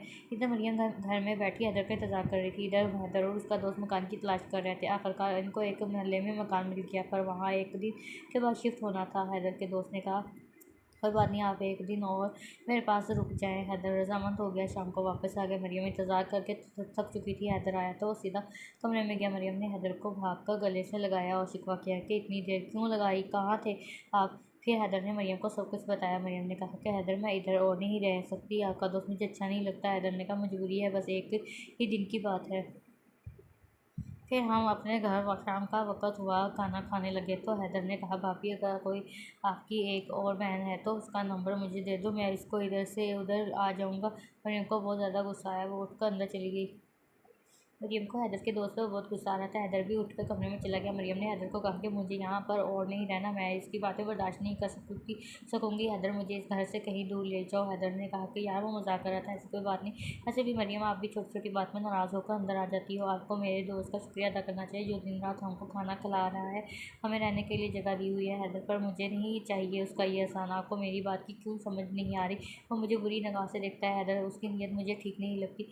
हैदर ने कहा, मरियम आपको शर्म करनी चाहिए, मेरे दोस्त पर इल्ज़ाम लगा रही हो, उसकी नीयत पर आपको शक हो रहा है। अगर इधर रहना है तो इस पर यकीन करना होगा। मरियम ने कहा, मैं इस पर यकीन नहीं कर सकती यार, मुझे यहाँ से ले चलो। हैदर को गुस्सा आया और कहा, क्या आपने जाना है तो जाओ, लेकिन मैं अभी नहीं जा सकता। मरियम रोने लग गई। हैदर को गुस्सा आया, वो बाहर चला गया।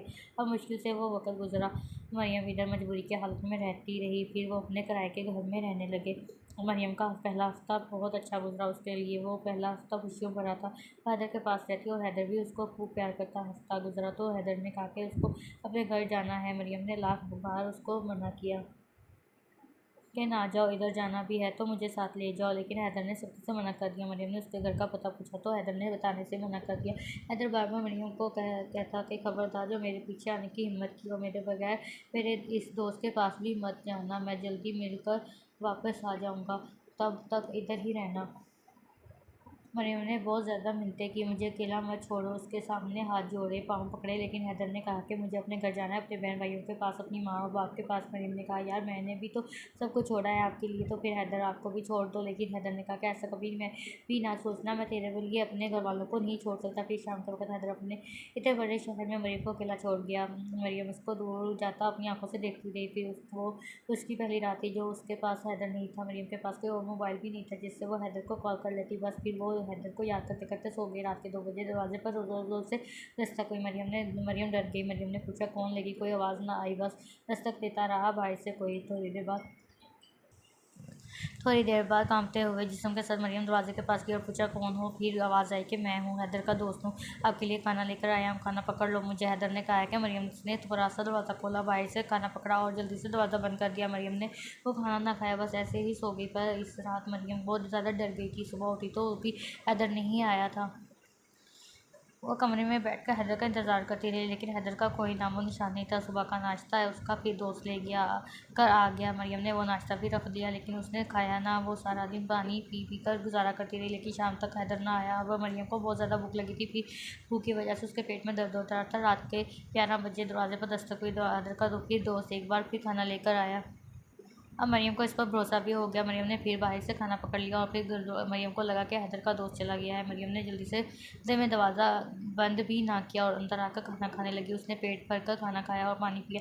फिर वो हैदर को याद करती रही। उसकी आंखें बंद हो रही थी, हालांकि वो सोना नहीं चाहती थी, पर पता नहीं क्यों उसकी आंखों के सामने धुंध आ गई थी। फिर कमरे के अंदर हैदर का दोस्त आ गया। मरियम को लगा हैदर आ गया है। वो बेखुदी के खुदी होशी की हालत में उसको पहचान ना सके। फिर आपको मरियम की आंखें मजीद बंद हो गई, वो सो गई। लेकिन हैदर का दोस्त बहुत बुरा था, उसने खाने में नशा मिलाया था। इन दोनों के अलावा कमरे में कोई नहीं था। उसने दरवाजे को लॉक किया। मरियम बेहोश थी। उसने इसकी बेहोशी का फ़ायदा उठाया और उसके साथ सारी रात ज्यादती करता रहा और सुबह उसकी होश आने से पहले पहले उठकर वहाँ से चला गया। सुबह मरियम अब उठी तो उसने देखा कि उसके सारे कपड़े उतरे हुए हैं, पूरे जिस्म पर जख्म बन चुके हैं। मरियम ने अपनी ऐसी हालत देखी तो चीखने चलाने लगी। उसकी नज़र खाने पर पड़ी तो उसको सब कुछ समझ आ गया उसके साथ क्या हुआ है। लेकिन वो बहुत ज़्यादा तकलीफ़ में थी और उससे ज़्यादा तकलीफ़ इस बात की थी कि वो अकेली थी, बेचारी कुछ कर भी नहीं सकती थी और अभी तक हैदर भी वहाँ पर मौजूद नहीं था। सुबह हुई, हैदर का दोस्त फिर नाश्ता लेकर आया, लेकिन जब मरियम ने उसके दोस्त को देखा, मरियम को बहुत गुस्सा आया। मरियम ने उसको ज़ोर से थप्पड़ मारा, उसको बातें सुनाई, लेकिन वो सामने से हंस पड़ा और कहा कि अगर आपको पता चल ही गया है तो सुन लो, मैंने सारी वीडियो रिकॉर्ड कर ली है रात की। अगर आपने किसी को बताने की कोशिश की तो मैं वो वायरल कर दूंगा। अब ज़्यादा और स्मार्ट बनने की कोशिश भी मत करना। मरियम अपना सब कुछ लुटा कर बैठी हुई थी, उसको समझ नहीं आ रहा था कि वो क्या करे और किसके पास जाए। हैदर का दोस्त बार बार उसको तंग कर रहा था। फिर हैदर के दोस्त ने मरियम के आगे हाथ जोड़कर माफ़ी मांगी और कहा कि मैं इसमें मेरी कोई गलती नहीं थी, दरअसल आपको हैदर धोखा दे रहा था और मुझे ये सब कुछ हैदर ने ही करने को कहा था। पर अब मैं बहुत ज़्यादा डर गया हूँ, मुझे में और हिम्मत नहीं रही कि मैं आपको मज़ीद टॉर्चर कर सकूँ। मरियम दोबारा उसकी बातों में नहीं आना चाहती थी। अब मरियम इतना थक चुकी थी कि आखिरकार उसको हैदर के दोस्त पर ही एतबार करना पड़ा। लेकिन उसने हैदर के दोस्त से पूछा कि आखिरकार हैदर मुझे क्यों धोखा देना चाहता है, फिर मैं आपकी बात पर क्यों यकीन करूँ। उसने कहा कि हैदर आपको यहाँ से वापस भेजना चाहता है क्योंकि उसके घर वाले उसकी कहीं और शादी कर रहे हैं। अगर वो ऐसा करना चाहता था तो फिर मुझे यहाँ क्यों लेकर आया, मेरे साथ ऐसा क्यों किया। उसके दोस्त ने कहा कि हैदर को लगा था कि उसके घर वाले मान जाएंगे, पर हैदर इतना डरपोक निकला कि उसने अपने घर में बताया ही नहीं और अपनी कज़न के रिश्ते के लिए हाँ कर दी। हैदर जब घर जाने लगा तो उसने मुझे कहा कि मैं आपको कैसे न कैसे डरा कर यहाँ से भेज दूँ और मैं आपको बताऊँ कि नाश्ते वाला आइडिया भी मुझे हैदर ने ही दिया था। मरियम के साथ ये सब कुछ हो गया और उसको यकीन ही नहीं हो रहा था इस हैदर ने ऐसा किया जिस हैदर पर वो अपना सब कुछ कुर्बान करके बैठी थी और उसको अभी भी हैदर के दोस्त पर एतबार नहीं था। तो मरियम ने उसको कहा कि मुझे हैदर के घर ले चलो, मैं एक बार उससे मिलना चाहती हूँ, मैं इसको अपनी आंखों से देखना चाहती हूँ। उसने कहा कि नहीं, मैं आपको वहाँ पर नहीं ले जा सकता, मुझे हैदर ने सख्ती से मना किया है। मरियम ने कहा और मेरे साथ जो कुछ हुआ है मैं किसी को नहीं बताऊंगी, ना ही मैं हैदर को कुछ कहूँगी। बस एक बार मुझे हैदर के घर ले जाओ और इससे मिला दो। बस काफ़ी देर उसी बात में पर उनकी गुफ्तगू होती रही। फिर जाकर हैदर के दोस्त ने उसका कहा मान लिया और हैदर के दोस्त ने फैसला किया कि वो हैदर को इधर बोला आएगा अपने घर और आप भी वहाँ पर मौजूद रहना। जब वो मेरे घर आ जाए तो आप मिल लेना। फिर वो मरियम को अपने घर ले गया और मरियम उसकी बहन के साथ रही। उसकी बहन बहुत अच्छी थी, लेकिन उसको पता ही नहीं था कि उसके भाई ने मरियम के साथ क्या सलूक किया है। वो मरियम को दिल से भाभी कहती थी। वो मरियम के साथ काफ़ी खुश रहती थी। थोड़ा दिन गुजारने के बाद मरियम ने कहा कि हैदर को कॉल करो। उसने कॉल की, लेकिन बाहर जाकर जब हैदर के दोस्त ने हैदर को कहा कि मरियम आपसे मिलना चाहती है तो उसको सारी गुफ्तगू बताई जो मरियम और उसके दरमियान हुई थी। हैदर ने अपने दोस्त पर काफ़ी गुस्सा किया कि अभी तक एक लड़की आपके काबू में नहीं आ रही, मैं इसके साथ कभी भी नहीं मिलूंगा। हाँ, अगर मुझसे मिलाने की कोशिश की तो मैं इसको मारने से पहले तुझे मार दूंगा। और हाँ, कल मेरी बारात है, मैं जाता हूँ, इससे पहले पहले इसको यहाँ से दफ़ा कर दो, वरना मैं तेरी बहन को बता दूंगा कि तूने मरियम के साथ क्या किया है। हैदर का दोस्त भी अब काफ़ी ज़्यादा परेशान हो गया था। वो अपनी बहन के सामने शर्मिंदा नहीं होना चाहता था, पर अब वो फंस गया चुका था। इधर मरियम जीते जी अब मर चुकी थी। अब बस एक बार हैदर को मिल के देखना चाहती थी कि एक लड़का जब लड़की को इतना यकीन दिलाए कि वो अपना घर छोड़ कर चली आए तो फिर वो कैसे बर्बाद करता है इस लड़के को। वो देखना चाहती थी कि धोखेबाज इंसान कैसे होते हैं। वो देखना चाहती थी कि जीते जी लोगों को मार देने वाले लड़के कैसे होते हैं। लेकिन हैदर अब मरियम को देखना तो दूर की बात है, उसकी आवाज़ तक नहीं सुनना चाहता था। वो अपनी कज़न के साथ काफ़ी खुश था। एक दिन रहता था उसकी बारात को, वो भी नहीं चाहता था कि मरियम की वजह से उसकी शादी बर्बाद हो। जब हैदर के दोस्त ने मरियम को उसकी रिकॉर्डिंग सुनाई तो वो ऊंचा ऊंचा रोने लगी और मरियम ने उसके दोस्त को कहा कि आप मुझे मत बताना हैदर के घर का पता। मैं ये भी नहीं चाहती कि आपको आपकी बहन को सब पता चले। मैं भी उसके सामने शर्मिंदा नहीं होना चाहती। बस ठीक है, आप लोग खुश रहें, मुझे मेरे हाथ पर छोड़ दें। वो वापस इस कमरे में चली गई जो रेंट पर लिया हुआ था। मरियम का अब दुनिया से यकीन उठ गया था। हर वक्त दरवाजे को बंद कर रखती, भूखी प्यासी रहती। कभी कभार हैदर का दोस्त अपनी बहन के साथ उसका खाना लेकर जाता रहा। हालांकि हैदर के दोस्त की बहन ने अपने भाई से पूछा भी था कि ये अकेली क्यों रहती है, हैदर कहाँ गया। उसका भाई उसको कोई ना कोई झूठ बोल देता और मरियम भी उसको सच ना बताती। बस ऐसे ही दिन गुजरते रहे। इधर मरियम की फैमिली के बुरे हालात थे पूरे गांव में। अब ऐसा कोई घर नहीं बचा था जिसको मरियम का पता नहीं था। तनवीर जहाँ पर रिश्ता हुआ था, इन लोगों ने भी रिश्ता देने से इनकार कर दिया था। फैमिली के लोगों ने उससे मिलना भी बंद कर दिया था। कोई नहीं था जो उनको सपोर्ट करता सिवाय उसके चाचा के और उसके कज़न के। मरियम की माँ अब एक मरीज़ बन चुकी थी। कभी काम करके थक जाती तो गिर जाती तो कभी मरियम के कपड़े उसके जूते देखकर ऊंचा ऊंचा रोना शुरू कर देती। हालांकि तनवीर माँ को रोकता भी था कि जो हमें छोड़कर चली गई उसके लिए परेशान ना हो, ना रोया करो। लेकिन माँ तो माँ है। अब भी वो हर नमाज में उसके घर वापस आने की दुआ करती रहती। वो कहती थी अब भी घर आ जाए तो मैं इसको माफ़ कर दूंगी। वह रो रो कर दुआ करती। काफ़ी वक्त गुजर गया। मरियम ऐसे ही वहाँ पर रही थी। मरियम के पास इतने पैसे नहीं थे कि वो खाना खा सके और किराया दे सके। फिर उसने अपनी माँ का वो सोना भी बेच दिया जो अपने साथ लाई थी।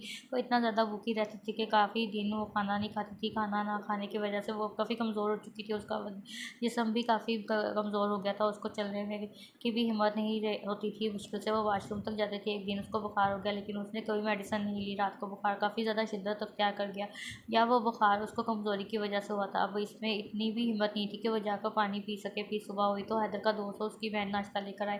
काफ़ी देर वो बाहर खड़े रहे और दस्तक देते रहे, लेकिन अंदर से कोई आवाज़ नहीं आई। तब जाकर मुश्किल से उसने दरवाज़ा खोला तो देखा मरियम अंदर बेहोश पड़ी थी। उसका जिस्म बिल्कुल गर्म था। वो उसको फ़ौरन हॉस्पिटल ले गए। फिर हैदर के दोस्त ने हैदर को कॉल किया और उसको मरियम के बारे में बताया। हैदर ने कहा कि मेरी तरफ से वो मर भी जाए तो मैं नहीं आऊँगा। उसके दोस्त ने काफ़ी मिन्नतें की, लेकिन हैदर ने उसकी एक भी ना सुनी। फिर उसने एक अच्छा आप मुझे उसके घर वालों का नंबर दे दो। हैदर ने कहा मेरे पास नहीं है। मुश्किल से उसने इस फैक्ट्री से फोरमैन का नंबर दिया।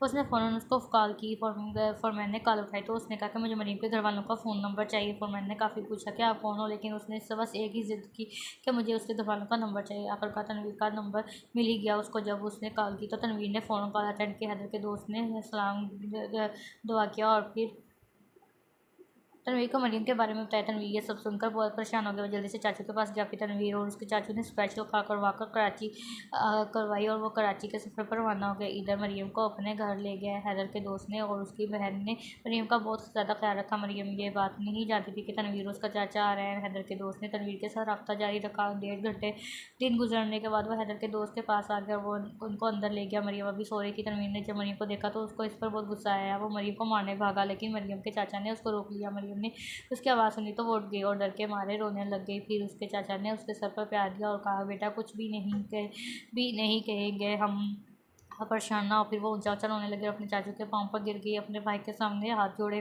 और उसके पाँव पकड़े। फिर उन्होंने कहा कि आपको हमने माफ़ कर दिया, बस आप अब हमारे साथ घर आ जाओ।